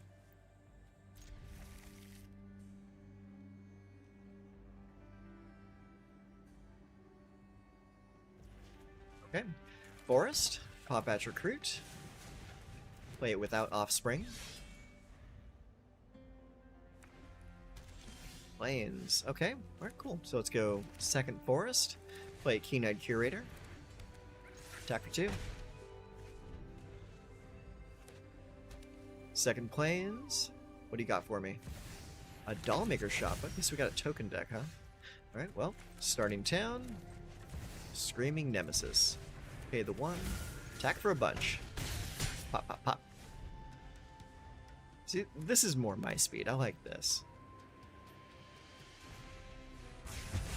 Don't like that, though. That kind of sucks. Alright, Thornspire, Nemesis. Get to swinging. Turn, and we have 1 green mana available for the Snakeskin Veil. I'm gonna say no to that. Okay, next, attack for 4. Then going to Lightning Blast you and win the game. GG.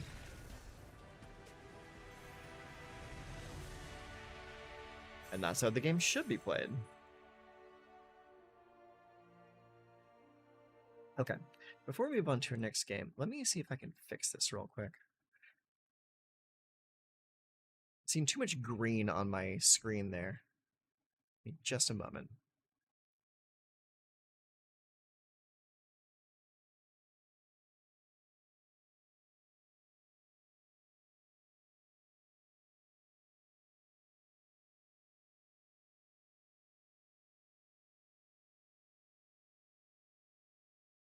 There we go. That'll do for now. It's looking a little ugly, but we'll deal with that for now. You want some music, huh? What kind of music would go good with playing Arena?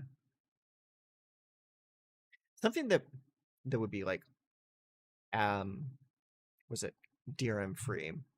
Let's see what I can find for you. Let's see here.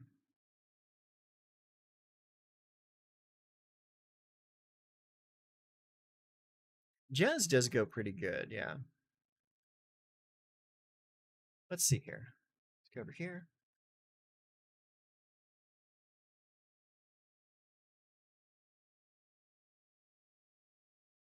Okay, let's check out this right here.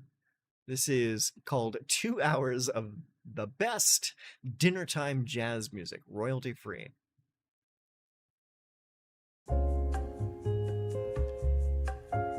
Let's turn that volume down a little bit. There we go. That's not too bad. Nice and soft.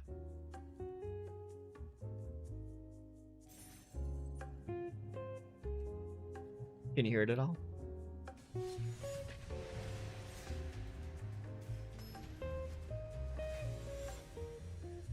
Cool. Nice and chilled out. Okay. We have Stomping Ground and Thornspire Verge, First Lightning, Nemesis, 2 Elves, and a Paw Patch. I think we'll keep it. we can do is we can go Llanowar Elves into either Screaming Nemesis or Paw Patch. I'm thinking we go Llanowar into Paw Patch.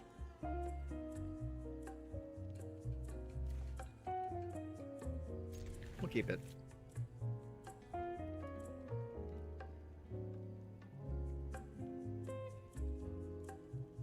If we draw a third land, that'll be even better.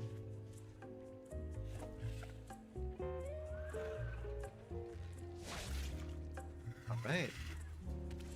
Opponent plays a Plains. I'm gonna open with Forest into Llanowar Elves.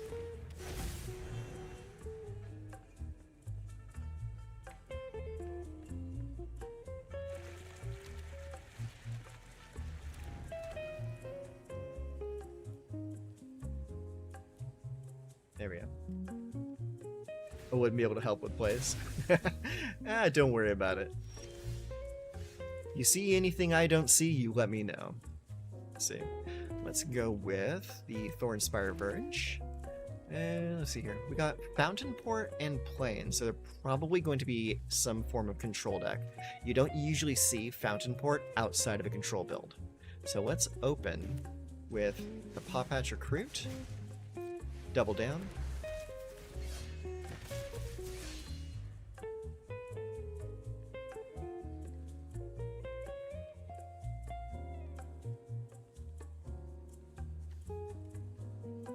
This would be a good turn for them to play Split Up, choosing untapped creatures. They don't have the mana for it, though.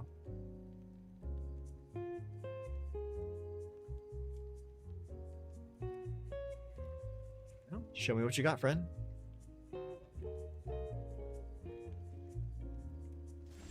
Looks like nothing. Okay, so let's go Stomping Ground. We're going to pay the 2 life for it. We're going to go green, green, red. Play Screaming Nemesis. Keeping mana available for a Burst Lightning. If they try to remove my Screaming Nemesis without damage, I can Burst Lightning it to shut off their life gain for the rest of the game.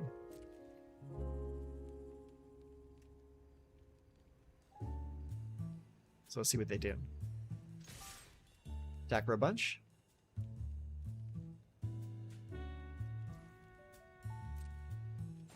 Okay, damage goes through. End turn.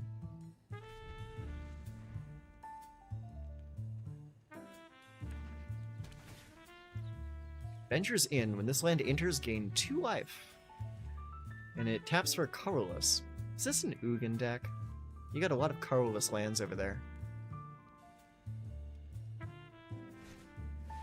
Oh, split up, huh? Alright, well, let's do this. I'm gonna Burst Lightning our guy. Deal that 2 damage to you. That way you can't get any life this game. So now we have Eventuality, meaning that we are going to be doing damage to them over time to the point where they are going to lose eventually, provided we just draw enough haste creatures and burn.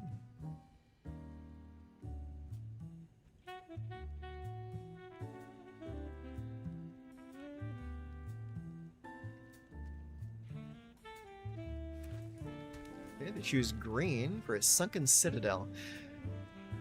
You can add 1 mana of the chosen color, add 2 mana of the chosen color, and spend this mana only to activate abilities of land sources. Hedron Archive. This is definitely a an Ugin deck.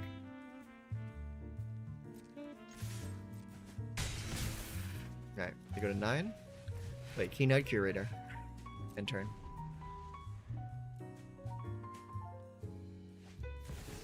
There's Ugin.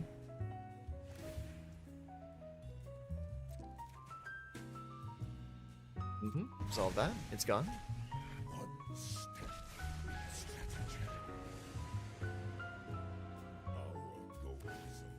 Add 3 colorless. Okay.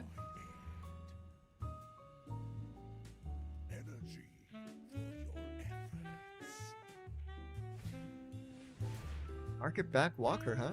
Alright, you want to get rid of that? Well, I'll respond by getting rid of that. And we'll get rid of that. Not that I think it's going to matter.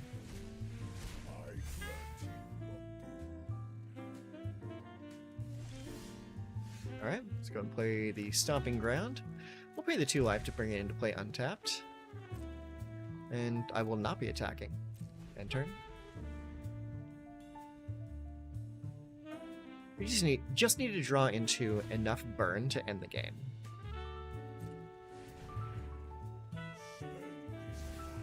Summon Bahamut. Resolve all. That's fine. No, there's no more non-land permanents for you to destroy. Unless you want to destroy one of your own.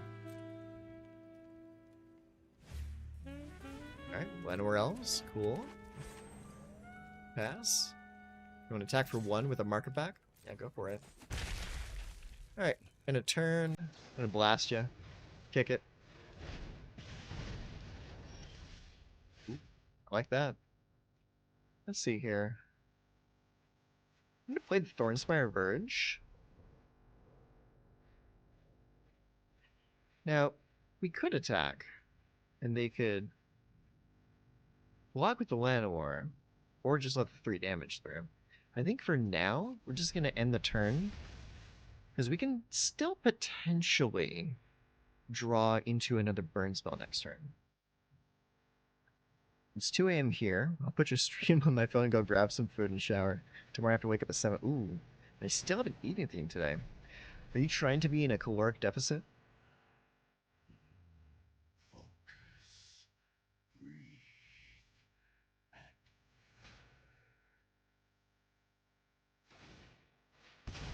Okay, just gonna draw some cards.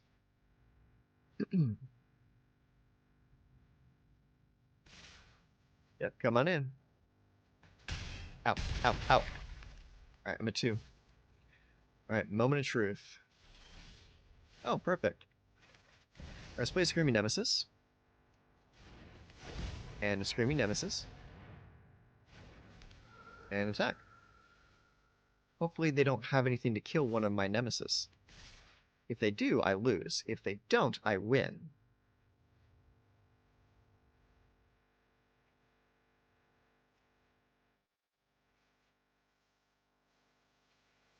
Survey says. Got 4 cards in hand. 4 possibilities. They ain't got nothing. Get out of here, Ugin. And that's why we play Screaming Nemesis. Not just to shut off their life gain, but to also just win the game.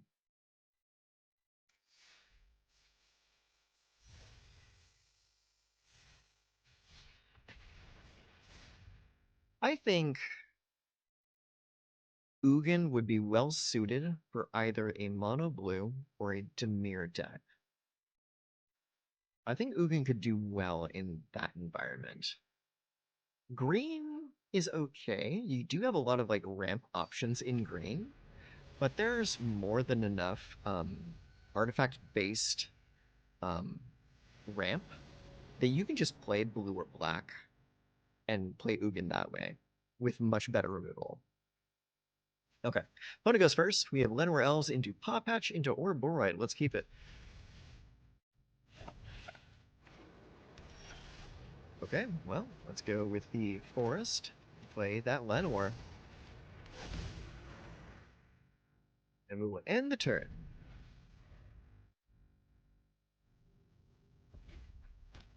I'm not gonna lie, I kind of like this royalty-free jazz. It's not too shabby. Thornspire, play Paw Patch. Paw Patch times 2.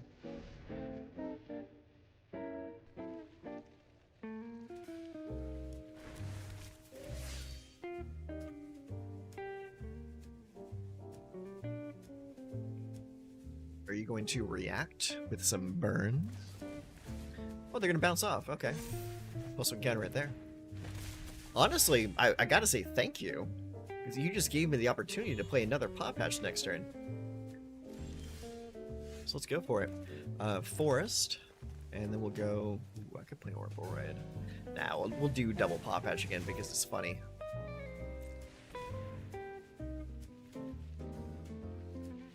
They might be able to counterspell it, though.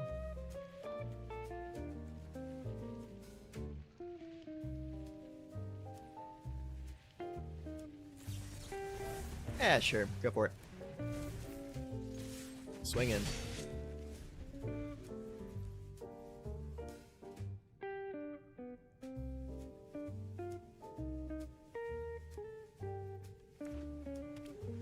Okay. Insidious fungus, huh? Okay. That could be fun. Alright, well, we're gonna go ahead and play... I'm gonna play the starting town, and I'm gonna play Frenzied Baloth, because it can't be countered, and you're holding up blue mana.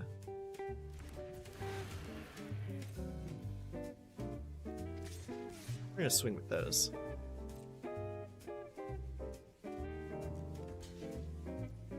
It's very interesting art on that Insidious Fungus. I kind of like it.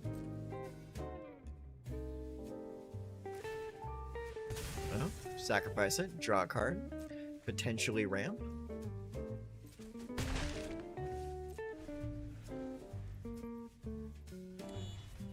Okay, Will to Rush Verge.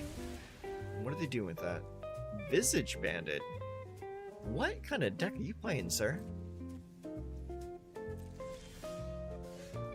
Alright, well, now that you can't counter Ouroboros,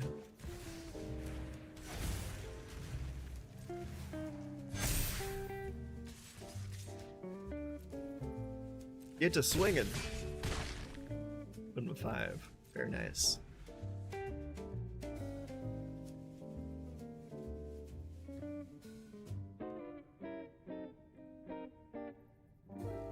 What a name. John Kennedy Token Fun. Whoa, what are you doing? Nature's Rhythm. Search your library for a creature card with mana value X or less, put it onto the battlefield and shuffle. Alright, show me what you got. What is for 3 mana? An Outcast or Trailblazer. When this creature enters, add 1 mana of any color.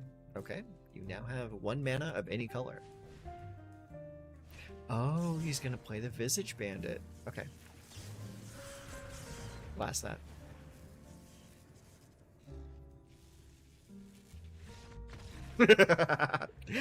Yeah. Yeah, I don't know what you were planning with that, but I don't like it. So get out of here.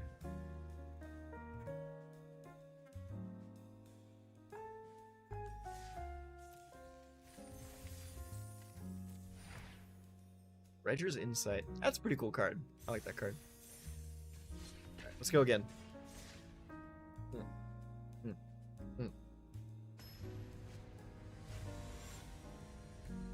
Nomad 80 is our next opponent.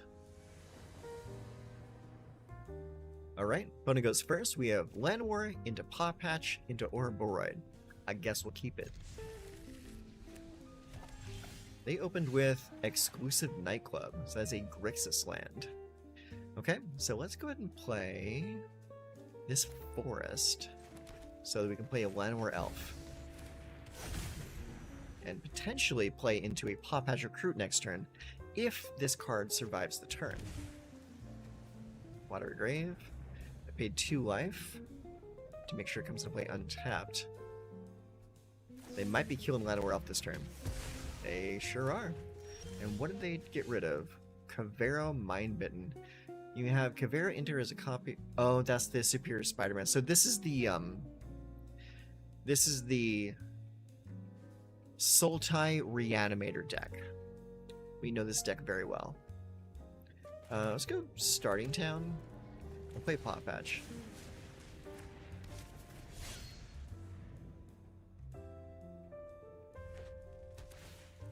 Oh, no, this is something else.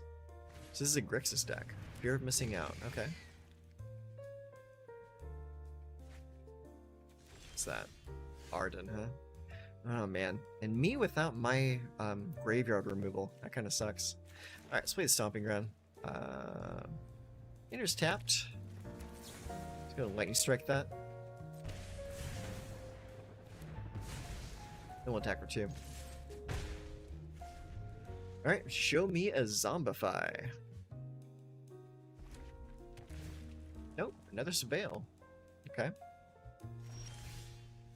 Alright, Thornspire Verge. Well, shit, I guess we're gonna play the Ouroboros. Attack for 3.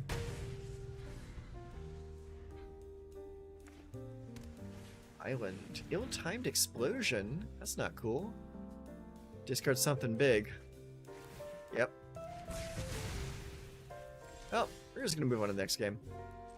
We already know what this is gonna do. They're gonna reanimate Arden and win the game. Or they're going to play the superior Spider-Man to copy the Valgavoth and reanimate the entire team. So it's not gonna do too well for us. Move on to the next game. That's one good thing about knowing the meta, is you can see what these decks are doing before they even do it.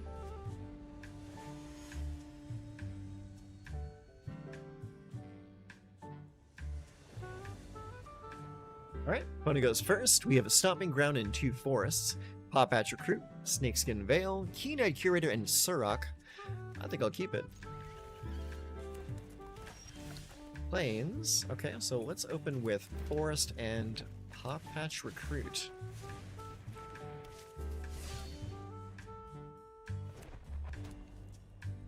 Demolition Field, Starfield Shepherd. Search your library for a basic plains or a creature card with mana value 1 or less. Still never concede, sometimes variance makes you win. Possibly, but for me, the only thing that I could have drawn to make sure that they couldn't win there is the Keen-Eyed Curator. That would have been my only out. Let's see here. Let's go with our second Forest. And do we want to play the Keen-Eyed or play the Llanowar Elves? I'm going to play the Llanowar Elves so that I can keep mana available for Snakeskin Veil. Attack for 2. End turn.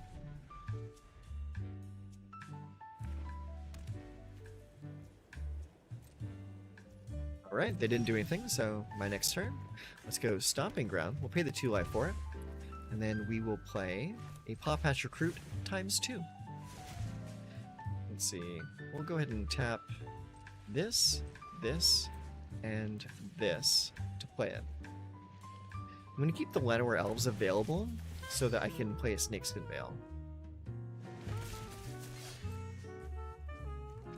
Only attack with the Pawpatch.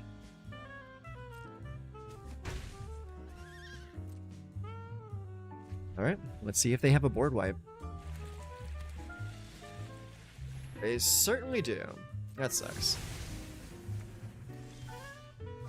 That's fine. Let's see. Surrock.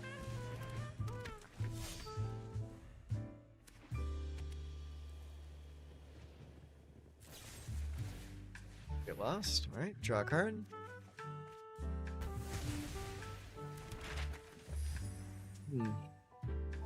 Well, we're losing all of our momentum here, which is not good. Take action. Do the Forest.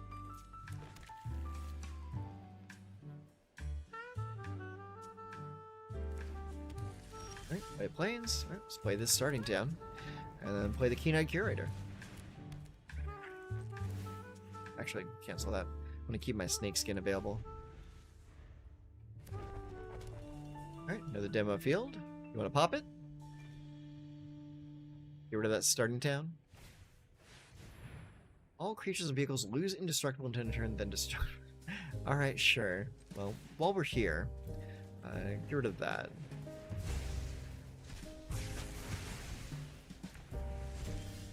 A board wipe for a single card. That's interesting.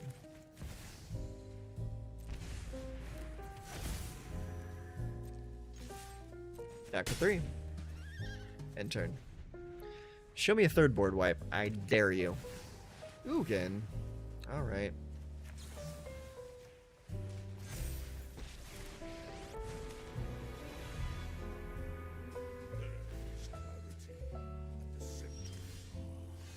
Alright, well, let's play the Stomping Ground. We'll pay 2 life to play it. Play the Ouroboros.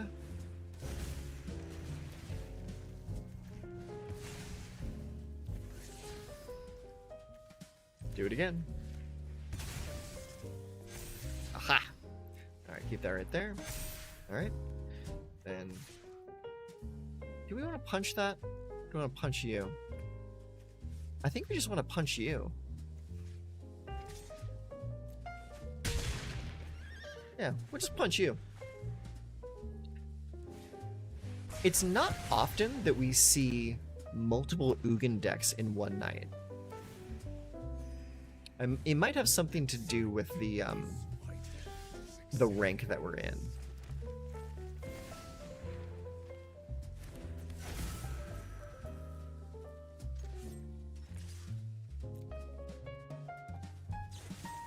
Yeah, this is over. They got too much control for us. We'll move on to the next match.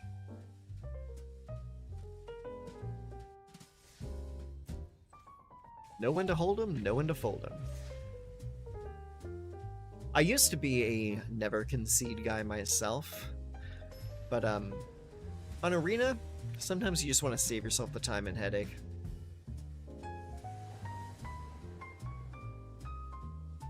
Opponent goes first. 4 lands. Elf, Surok, or Boroid. Mulligan. That looks a little bit better. Yeah, we'll keep that. Keep everything but the Lightning Strike.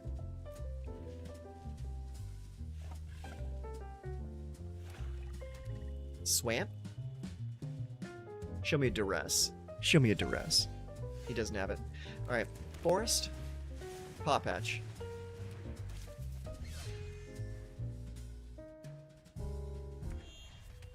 Oh, it's an Orzhov deck, huh? Okay.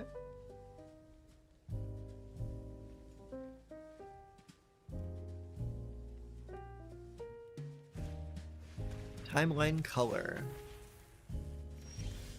Oh, no attack, huh? Alright, well, let's go ahead and play this other forest. Play a Frenzied Baloth. Attack.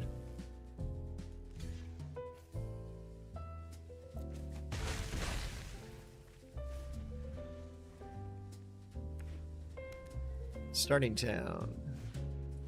Snarling Gorehound. Okay. This is the Orzhov Aristocrats deck.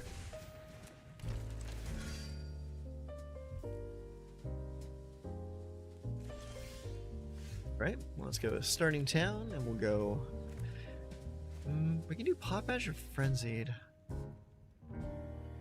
Here's what we'll do. We'll do 1 Paw Patch and a Frenzied Baloth. Attack.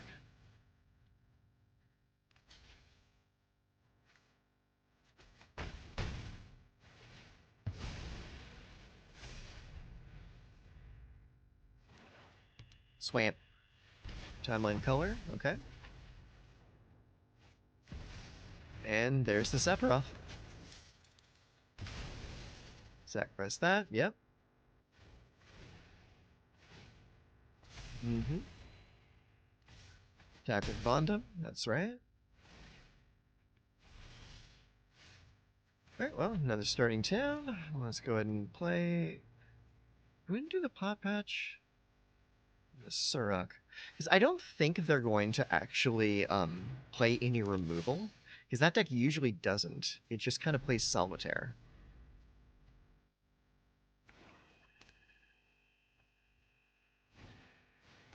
Yeah, there's the Blood Witch. I need some removal. Alright, Timeline color.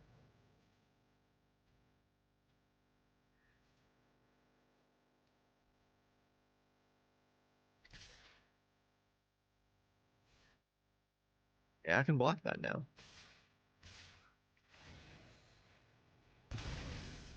Alright, I get sacrificed.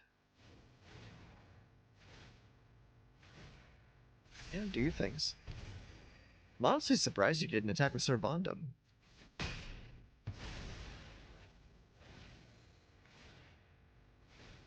Yep. Yeah, you really should have attacked with Servandum there. With all those triggers going off. Yeah. This game ain't going nowhere.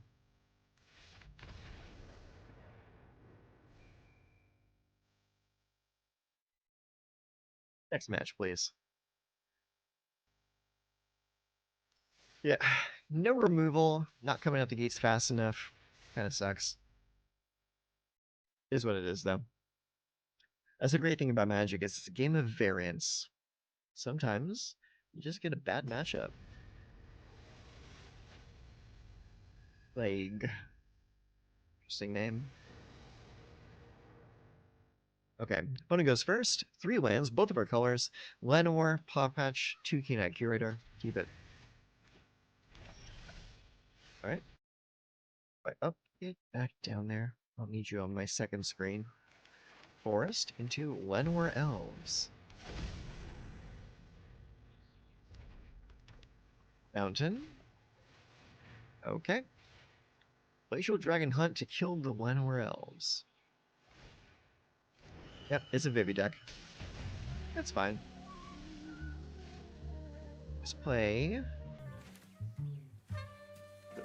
the Restless Ridgeline. Play a Paw Patch Recruit.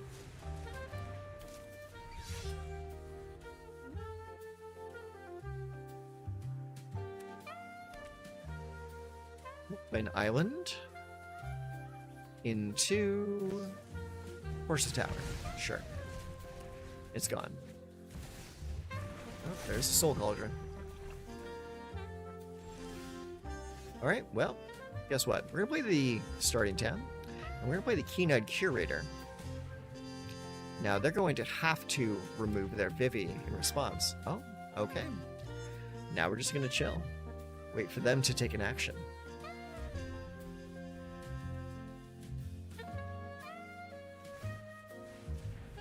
Versal Light Shatter, huh? Okay.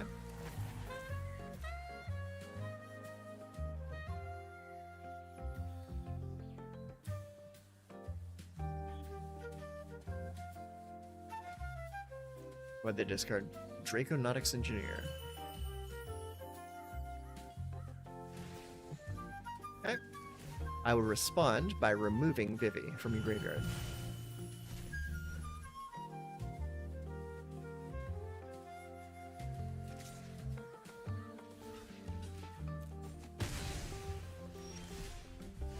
Right, let's go with the Stomping Ground. Let it come into play tapped, because I don't need the extra mana. But we'll play this Keen-Eyed Curator.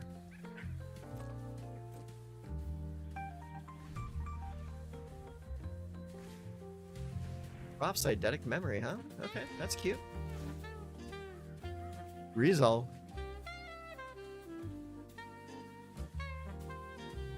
Pass. Pass. Okay. Start removing stuff from the graveyard. Take that Tursa.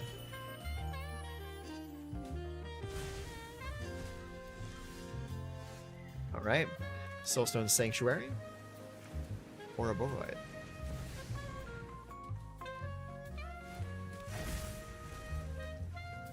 Go to combat. +1 counters. Attack for 4. And that still gives us 1 mana available to counter their Soul Cauldron, if they choose to do anything with it this next turn. Hey, Kiora. Cool. I like Kiora. She's a cool card. Draw 2, discard 2. Oh, there's another Vivi.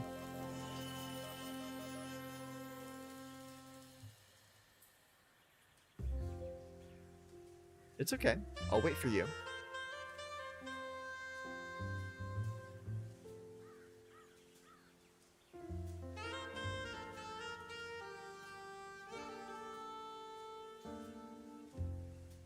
Anytime now. Sure.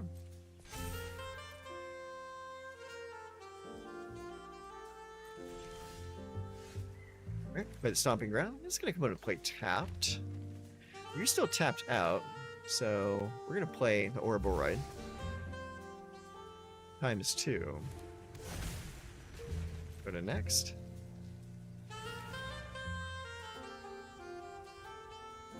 Bam, bam. Big boys. Coming in.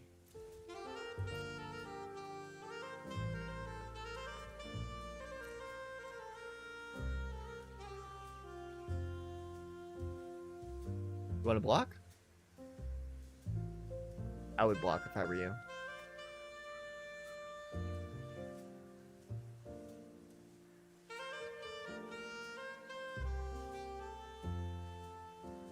You don't block, it puts you dangerously close to lethal.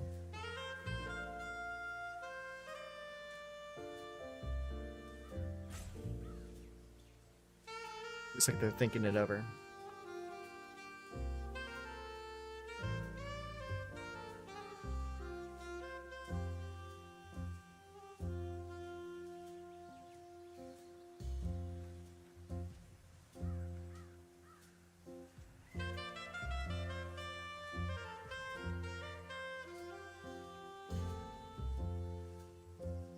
I think we're being maliciously rogued.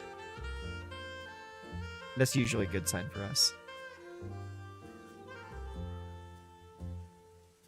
So, how y'all doing tonight?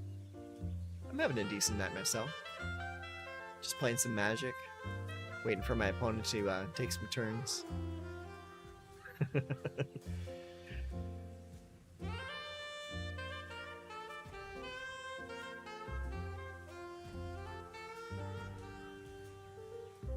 This is actually fairly decent royalty-free music.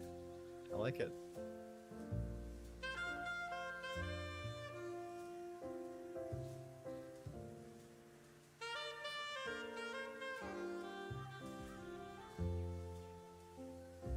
Yeah, just gotta wait him out.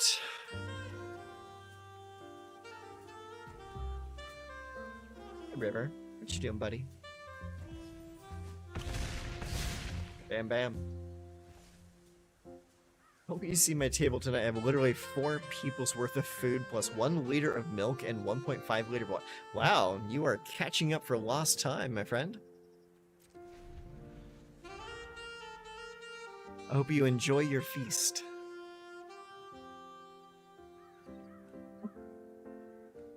You're okay, River. Starving, literally. Yeah, well, I can imagine so. You said that you hadn't eaten anything all day.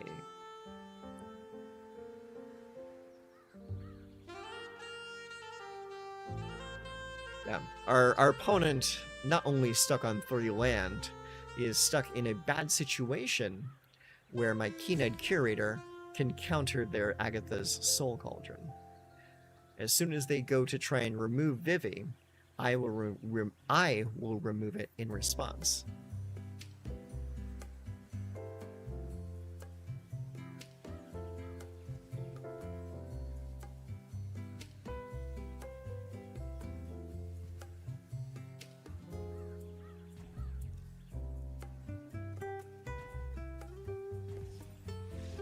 All right, that's game.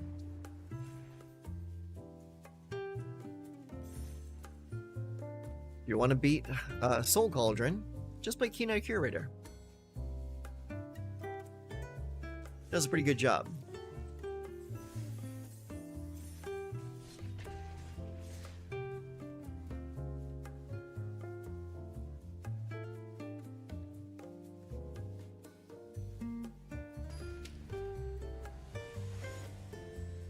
Mauricio. ... Interesting name. I never would have thought to put the triple dot on my name. Okay, we've got 4 lands, both of our colors: Paw Patch, Recruit, Scrap Shooter, and Ouroboros. Let's go.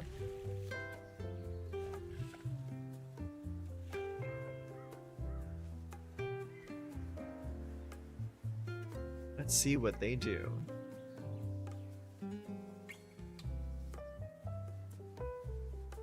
I like that they're playing with a classic card back there. Alright, planes, huh? Alright. Well, we got something to do on turn 1, so let's do it. Paw Patch, Recruit.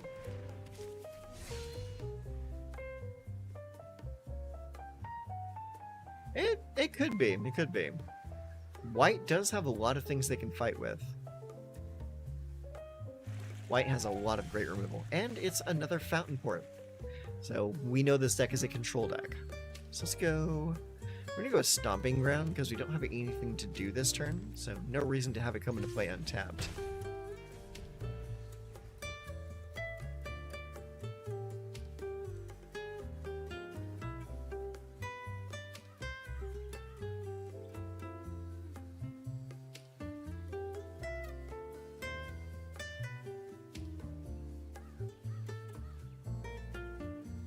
Anytime now. Oh, they didn't do anything, huh? Alright, well, let's go with the Thornspire Verge. And then we can just attack for 3. Or 2, I mean. And I guess we'll play the Scrap Shooter. Nothing to destroy with it, though. Alright. Show me a board wipe.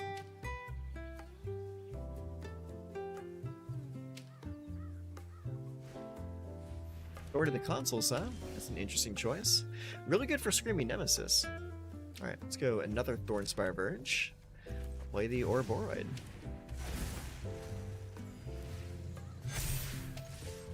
Attack. Put him to 9. They did not hold priority at all on their on that last turn, so that tells me they don't have any spot removal. They might have some board removal, though.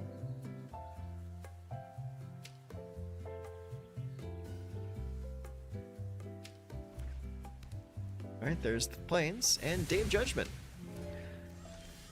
Knew it was coming. Alright, well, let's play another Ouroborid.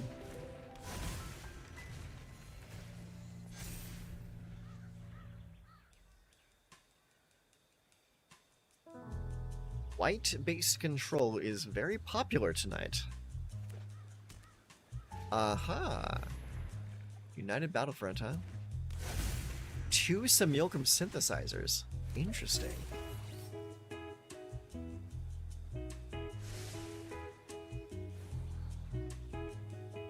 Well, that might actually be the end of the game.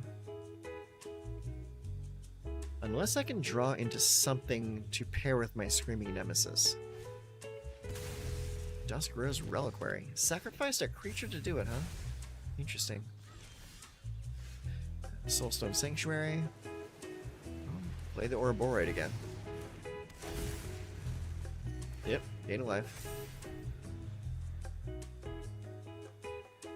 This is very possibly my most hated deck. I hate Simulacrum Synthesizer. Yeah, alright. That'll do it. I'm out. I don't want to play against that. Like, of all the other different decks out there, like, even like decks that are more powerful than that one, no deck aggravates me more than Simulacrum Synthesizer. It is such a BS play pattern. Because they get so much just for playing additional artifacts.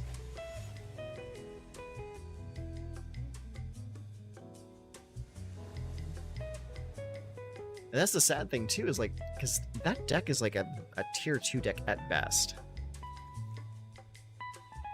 I just don't like playing against it. Alright, I'll play first.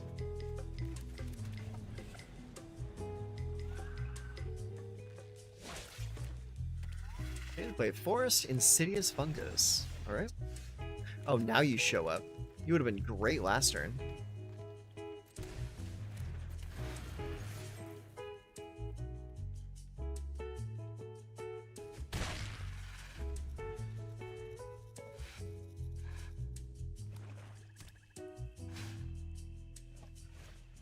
Bud, how you doing, buddy? Disruptive Stormbrood, huh? Okay. Good card. Starting town. Let's go Surok. In case they try to kill my creature again, I can at least draw a card off of it.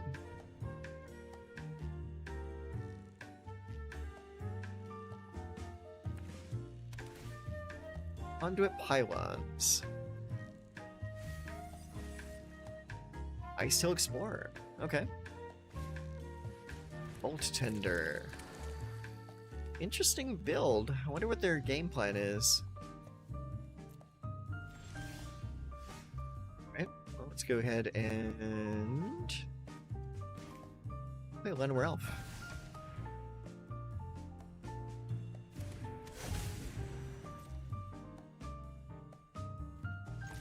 Jack for 4.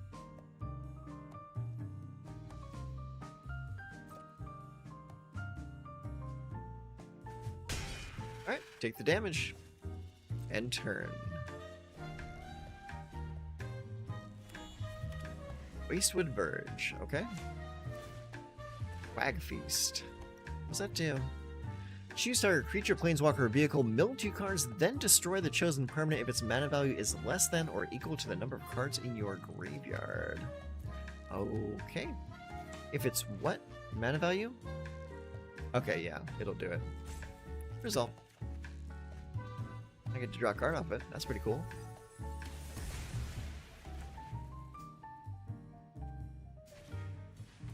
Town Greeter. What is your game plan, friend?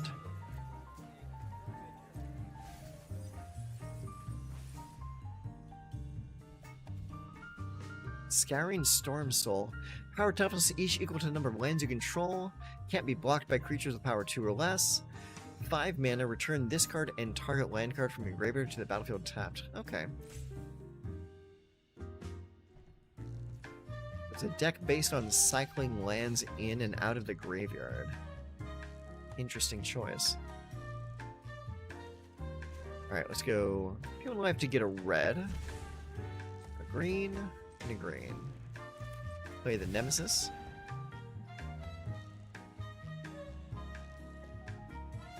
Keep that starting town available, because I have both Burst Lightning and Snakeskin Veil. Attack for 3.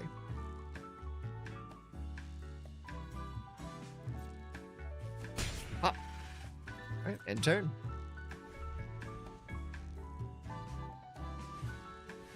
Ice Tail Explorer. Alright, well, since you're not doing anything, let's go ahead and do this. Burst Lightning, 2 damage here. Pay it.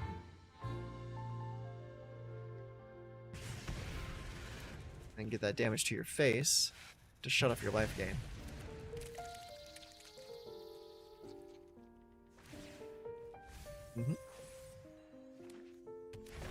Fabled Passage. That's a good card to cycle with Ice Tail Explorer.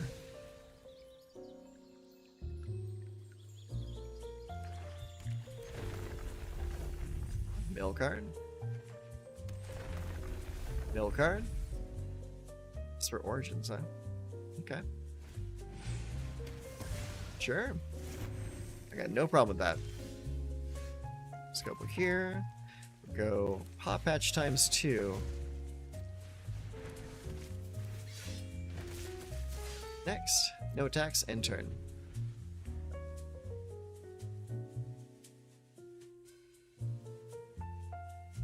Just need to draw some burn. If we draw some burn, we're gonna be in a good spot.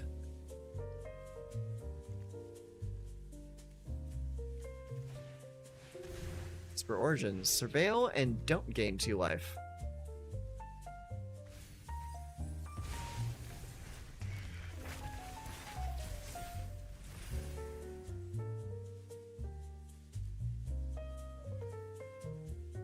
That's pretty cool that you can use the mill from Ice Tail to get Esper into the graveyard.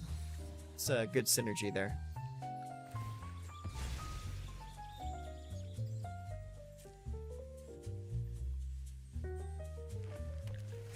What a weird deck.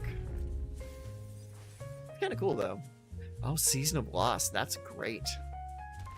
Mill your deck into the graveyard and then blow your opponent out. Keep on doing your thing, bud.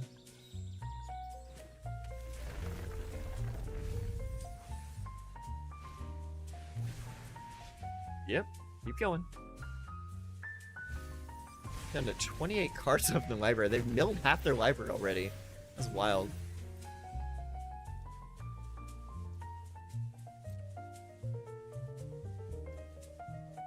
Alright, my turn. Oh, there's the Nemesis. What do they do with that? Each player sacrifices a creature of their choice. They can make me sacrifice up to 3 creatures.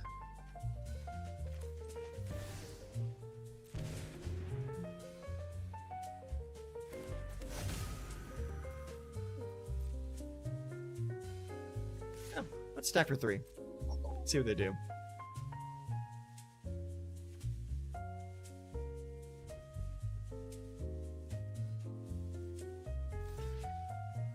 Sure.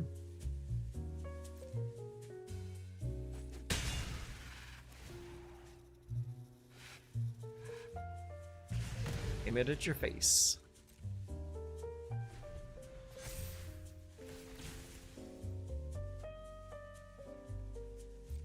Resolve it.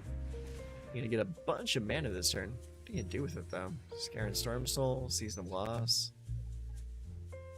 2 cards that I don't know. Got a bunch of mana.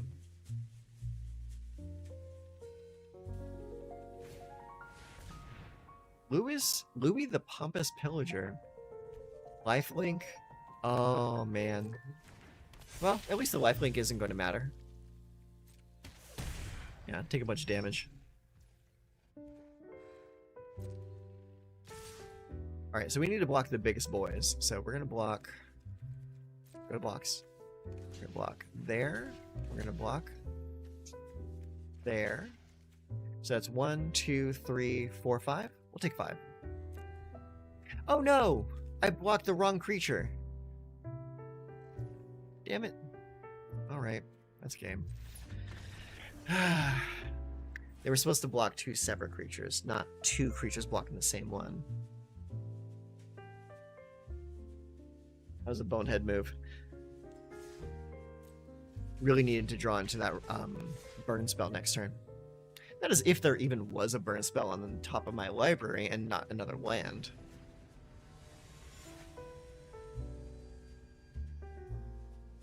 Not having the best of luck tonight. That's okay. I don't think I can keep this. This is a bad hand.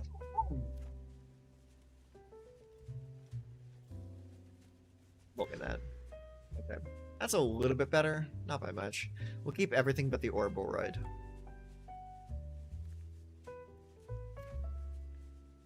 Keep 6. Send that back. Okay, they open with a Watery Grave. I will open with this Forest and play a Paw Patch Recruit.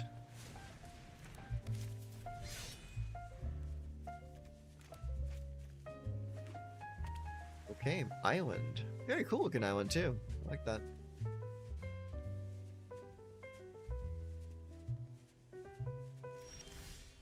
Okay. Let's play the Thornspire Verge. Attack for 2.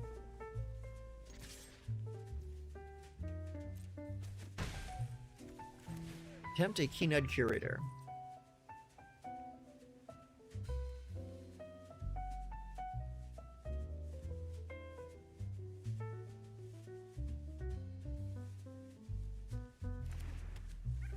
Resolved. Probably has a removal spell for it.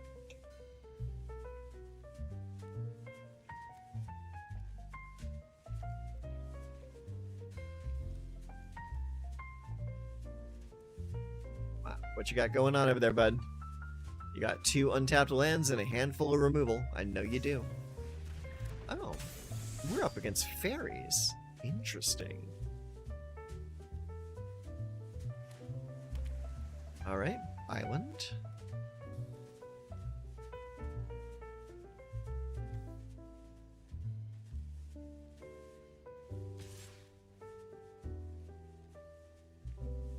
Looks like we're taking 2 damage.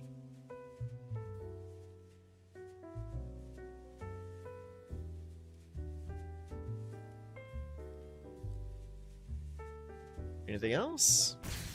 Okay. I wonder if they're lagging a little bit. Ooh, there's the Nemesis. Okay, let's go and play Surrock.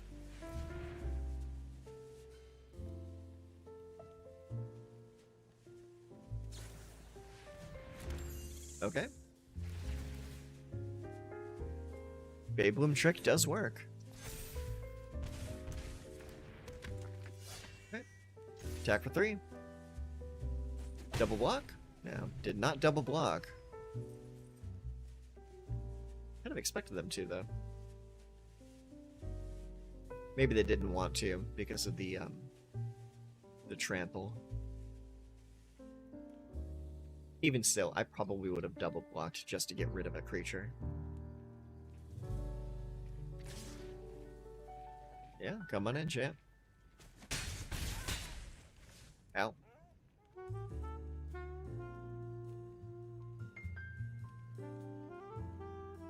Looks like we're on a race now.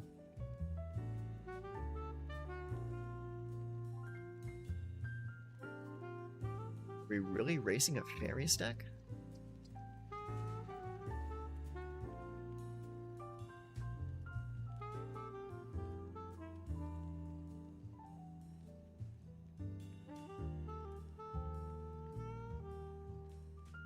What you doing there, bud?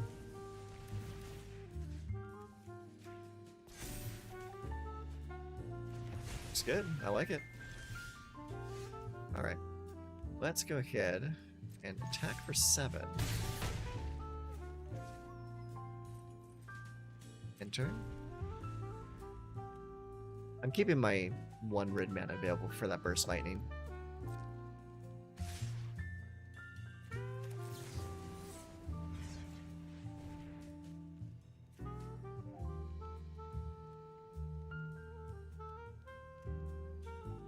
Both kind of stuck on 3 land too. It kind of sucks. Alright, well, that resolved at least. That's good.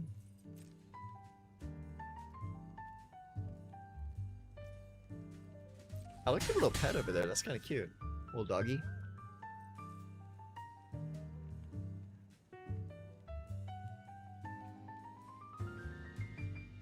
You want to shoot the sheriff? Alright. Well, while we're here, let's go and get rid of your cards in your graveyard.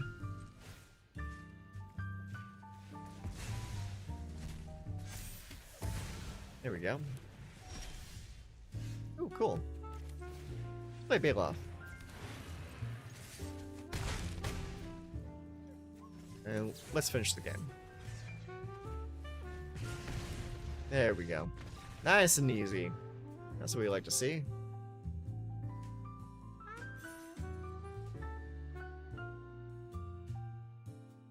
Alright, so let's see where we're at right now.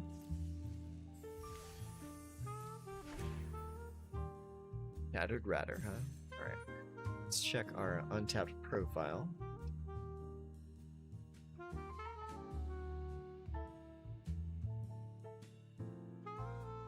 Let's see here. Okay, so we are at 51 and 44. Let's double check the math on that real quick. So I think we only have a few games left to play.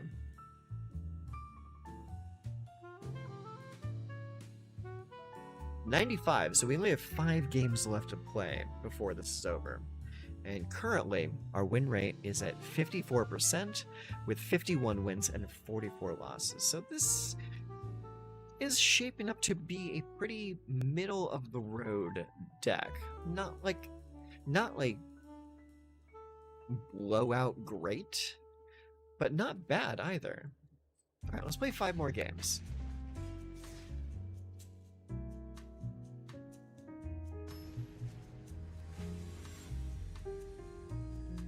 The Fervent. Well, can't pronounce your name. And can't keep this hand either. There we go, that's better. Keep all of that, except for the Burst of Lightning. Yeah, I like the creatures. Send the Burst Lightning back. Turn 1, Pop Hash Recruit.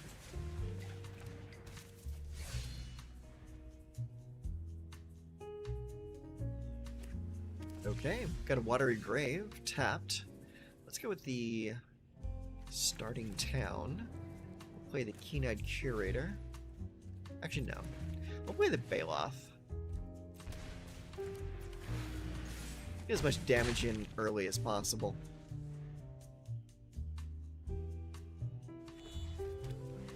Ah, Sultai, huh? Molt Tender, alright. Let's go with the Thornspire Verge, play a Surrock. Attack again. Yeah, block there. 11.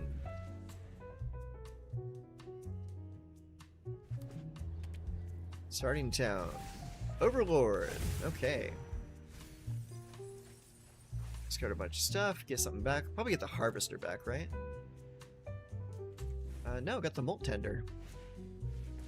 Do you know I trample, right? This is Ridgeline. Attack.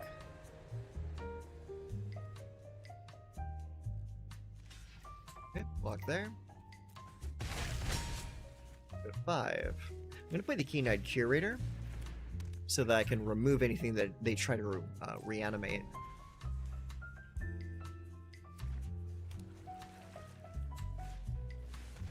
Okay. Comes in. What are you going to choose? Not a damn thing.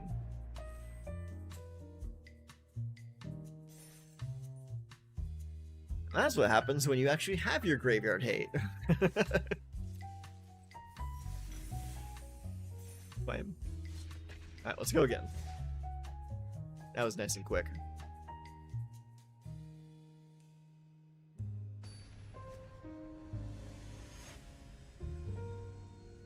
Majorphobes. At least I'm assuming that's how you pronounce that name. Soulstone Sanctuary, 2 starting towns. It's a little ugly, but I think it's something I can keep. Evolving Wilds. Sack that, go get a land. And it is a forest. Alright.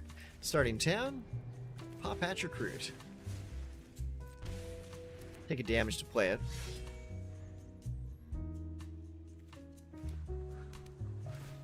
Metamorphic Expanse. Okay, we got a landfall deck of some kind here. Stomping Ground.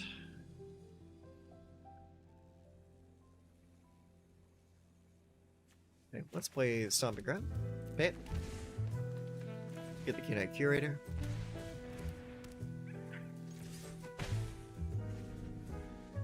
Taking a lot of unnecessary damage. If player wins the battle, this card gains go again. Yeah. Oh, another forest. Mossborn Hydra. It is a landfall deck. Look at that. Alright, let's go with Thornspire Verge. And then we'll go Lightning Strike that guy. Right in his ugly face. Pop Patch Recruit. Attack. Move to 13.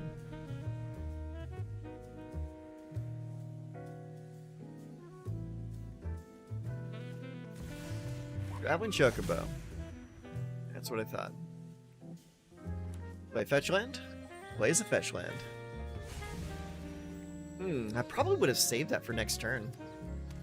Unless you got something to play this turn. Maybe, I don't know. Let's go Soulstone Sanctuary. Then we'll attack. Wow, took it, huh? Alright. Well, let's play the Scrap Shooter then.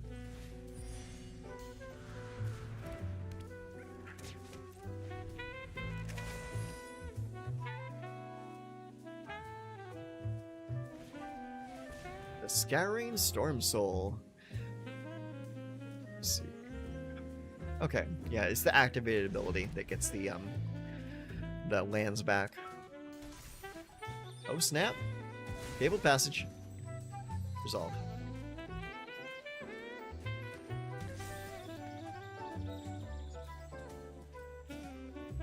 Not gonna lie, I think Scouring Storm Soul actually makes that deck a little bit weaker.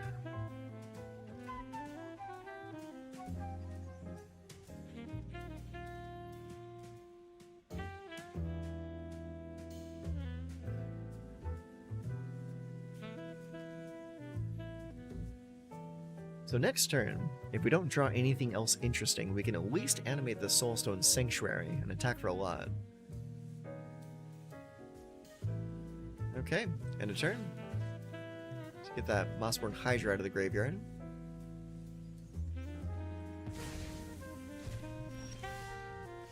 Okay, well, nothing else interesting indeed. But let's see here. What do we have in the yard? We have land, and over here we have instant. So it's not enough to get it to the full +4/+4. So what we'll do is we'll animate the Soulstone Sanctuary. And we will attack with everything.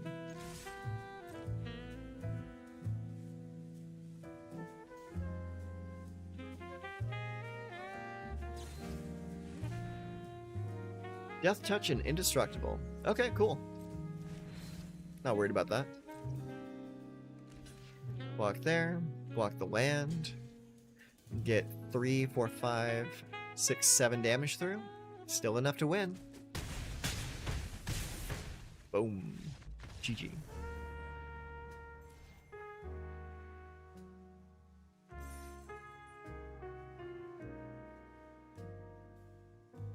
Yeah, I'd say it's a good thing I had that lightning strike for that first Hydra. Otherwise, that game would have gone in a much different direction.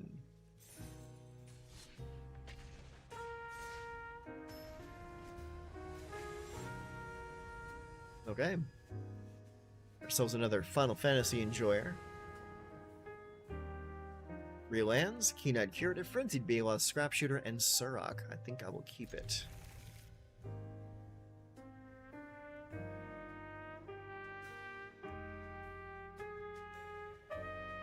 Unfortunately, we don't have any turn 1 plays, but we do have a Bailoff, so we'll keep.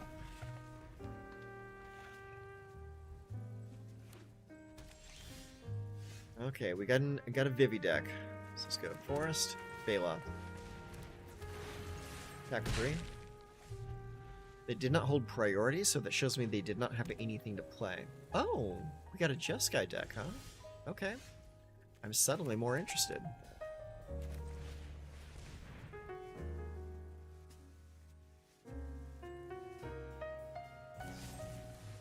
Oh.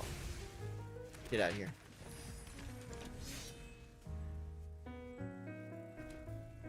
Alright, Mountain. Okay, let's go here, and we will play a Frenzied Bela. I feel like our creatures being uncounterable around here. Attack. Punch him. Alright. And from there, we go here.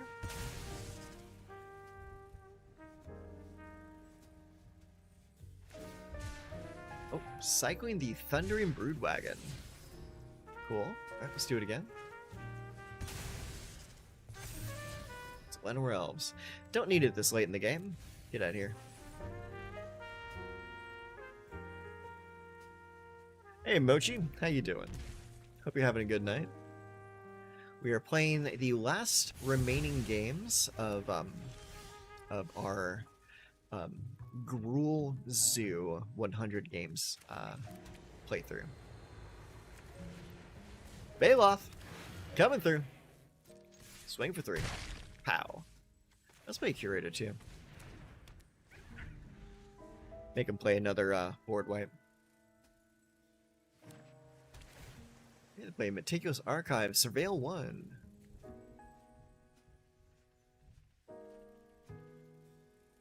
Yeah, we just have I think 2 or 3 more games left until we finish this this experiment of ours.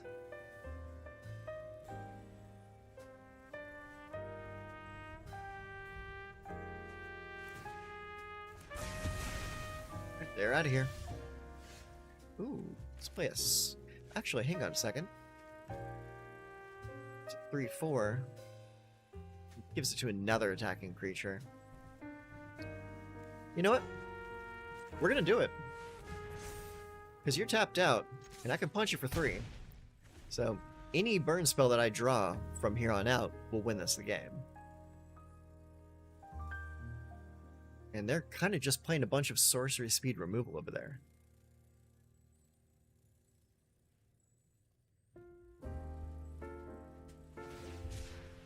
Glamorous Ironclad.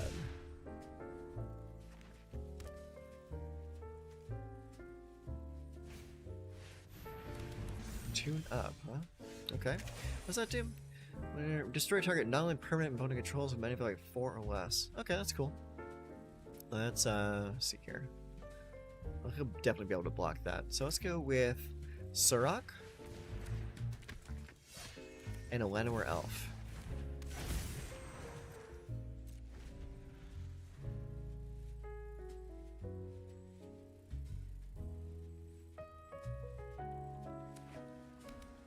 Okay, plays a land. He's got 3 cards left in his deck. Or hand, I mean.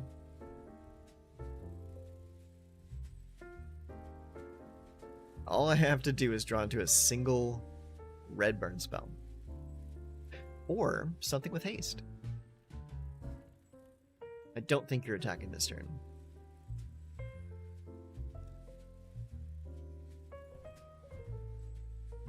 That's kind of funny that they're playing Jeskai colors and they managed to get a creature onto the table with neither of their colors. That's kind of cool.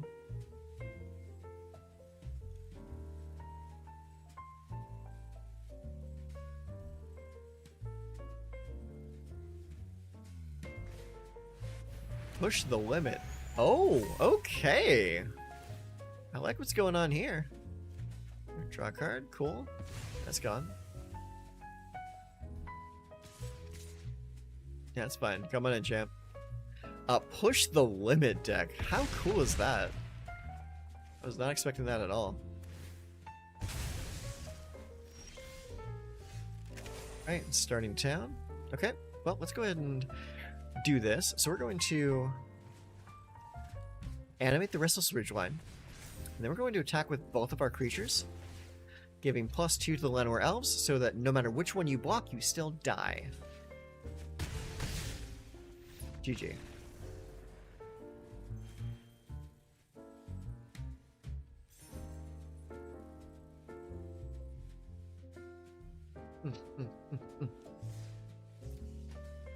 Very cool.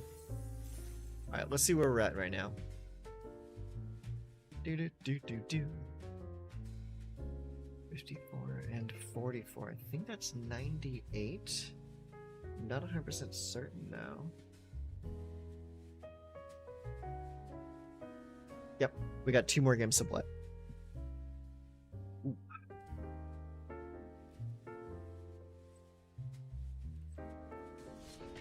Alright, last 2 games, let's make them count. Doom Guy! Oh man, why do I hear boss music? Alright, we go first. That's pretty good. We got a Stomping Ground and a Forest. Burst Lightning, Screaming Nemesis, Keen-Eyed Curator, Frenzied Baloth, and a Scrap Shooter. Let's go. I'm going to play the Stomping Ground. Pay 2 life to have it come into play untapped so that I have access to Burst Lightning. They might play a turn 1 play.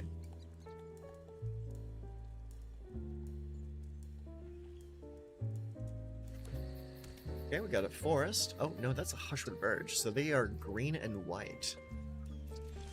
Hey! Relax. Chill it out. Dogs. Alright, Forest. Baloth. Coming in fast. Moving to 17.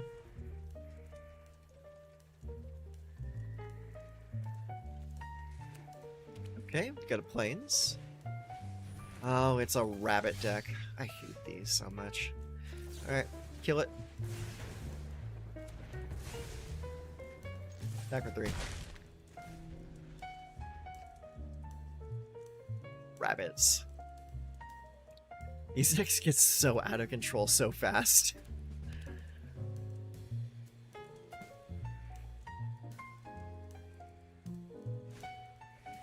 Seasoned Warren Guard. Whenever this creature attacks while you control a token, this creature gets +2/+0 till end of turn. Alright, that's cool. Well, I'm a little stuck on lands right now, so let's play a Keen-Eyed Curator. Attack for 3.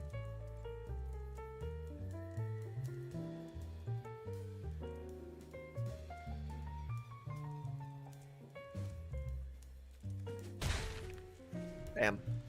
Goes to 11.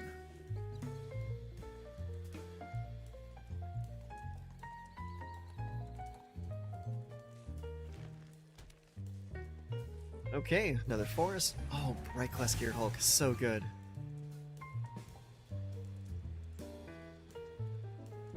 Really want to play Screaming Nemesis next turn, so I hope I draw a land. They get 2 Valley Might Callers, huh? Okay. That's not what I needed. Not at all. Alright, well, Llanowar Elves. Not attacking into a Bright Glass. That first strike makes it so good.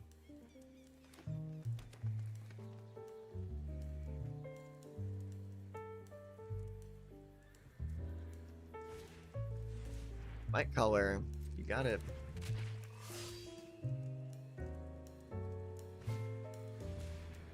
Yep, again. Resolve. Show me Hop to it. He's got Hop to it, right.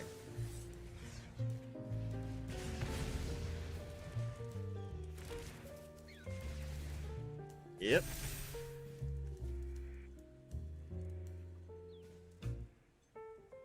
Alright, well, at least I have a Scrap Shooter for that Bright Glass.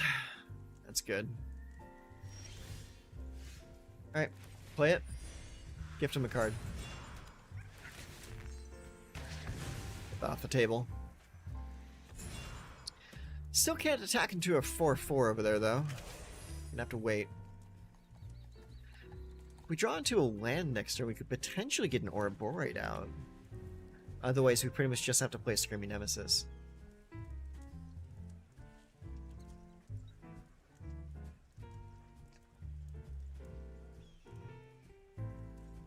Looks like they're looking at my cards.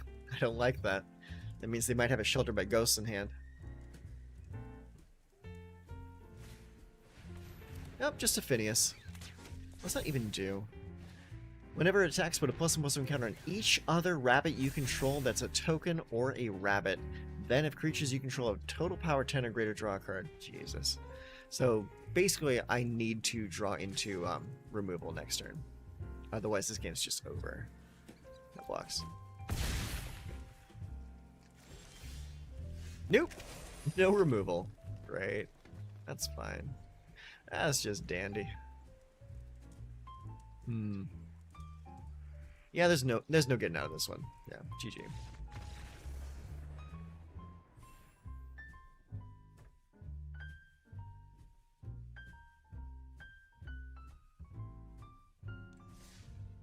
Alright. Let's go again. Last game. Let's make it a winner. Don't give me rabbits again, please. No rabbits, no Simulacrum Synthesizer. I think we'll be okay. Opponent goes first. Not a good start, but we do have 2 lands. Double Paw Patch, double Frenzy Baloth. Could be worth keeping. Okay, Temple of Malice. And it's a Scry land instead of a Surveil land, so that at least tells me that they might not be Reanimator. Oh, there's the Surveil land. And it is Reanimator. Great. Alright, so we need to do as much damage as possible, as quickly as possible.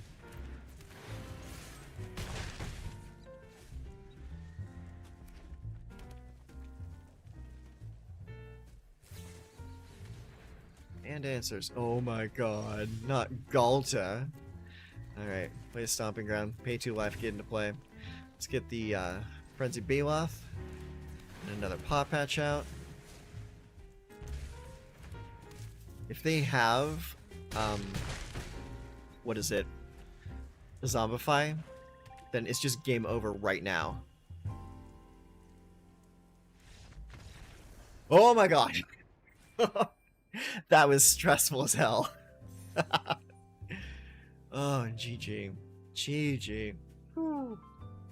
Those Reanimator decks are really stressful right now.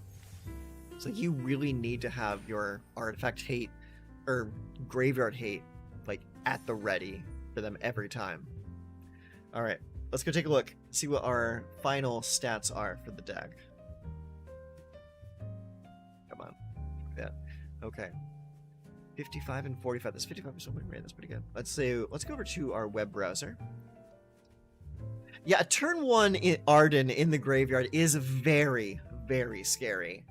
And honestly, the fact that you can play a Zombify as early as turn 4, get an Arden into play, and then have that Zombify something else into play with haste and lifelink, it just shuts down your game so completely. It's so disgusting. I mean, that's part of why I'm running those raccoons in the main deck for this deck. Anyways, back to the topic at hand. 100 games gave us a 55% win rate, 55 wins, 45 losses across all iterations with this deck. Makes me feel that this is a pretty decent deck. I would say at least tier 2. Because like a 55% win rate is nothing to scoff at. We had a positive win rate. And here is our breakdown. Versus white, 54% win rate. Against Izzet, not too great. Only a 30% win rate there. Against green, 70%. So we're very good against green. Against black, 44%. Not surprising, they play a lot of removal. Against red, a 56% win rate. That's great. Against Orzhov, 33%. Again, not too hot. Against Azorius, really good. 60% win rate. And against Boros, 60% win rate. And then it just kind of breaks down from there. But yeah. 100 games, 55% win rate. I am honestly pretty happy with that. Congrats on 100 games. You're an honorary green belt maverick now. You know what? I'll take it. I'll take that praise. But yeah, so now that we've got the full experiment done, I'm looking forward to other archetypes that we can try this 100 game series with. But before I go into that, I've got a lot of editing to do. A lot of editing, because this was multiple live streams across 3 weeks to get us here. So I've got to download my VODs and actually edit down this into a digestible video for everyone to enjoy. So that is going to be that. So that has been almost 3 hours of this live stream. If you want to see other games in this experiment, the other live streams are up and available for you to watch, so feel free to check those out at your leisure. And yeah, this was a lot of fun. We played 100 games and taking pit stops at every 20 games to adjust the deck in hopefully better iterations each time. And yeah, that's gonna be it for tonight. I thank you very much for spending this time with me, and we will see you all next time. So keep your eye on the channel for more stupid deck ideas just like this. So take care. You all have a great night.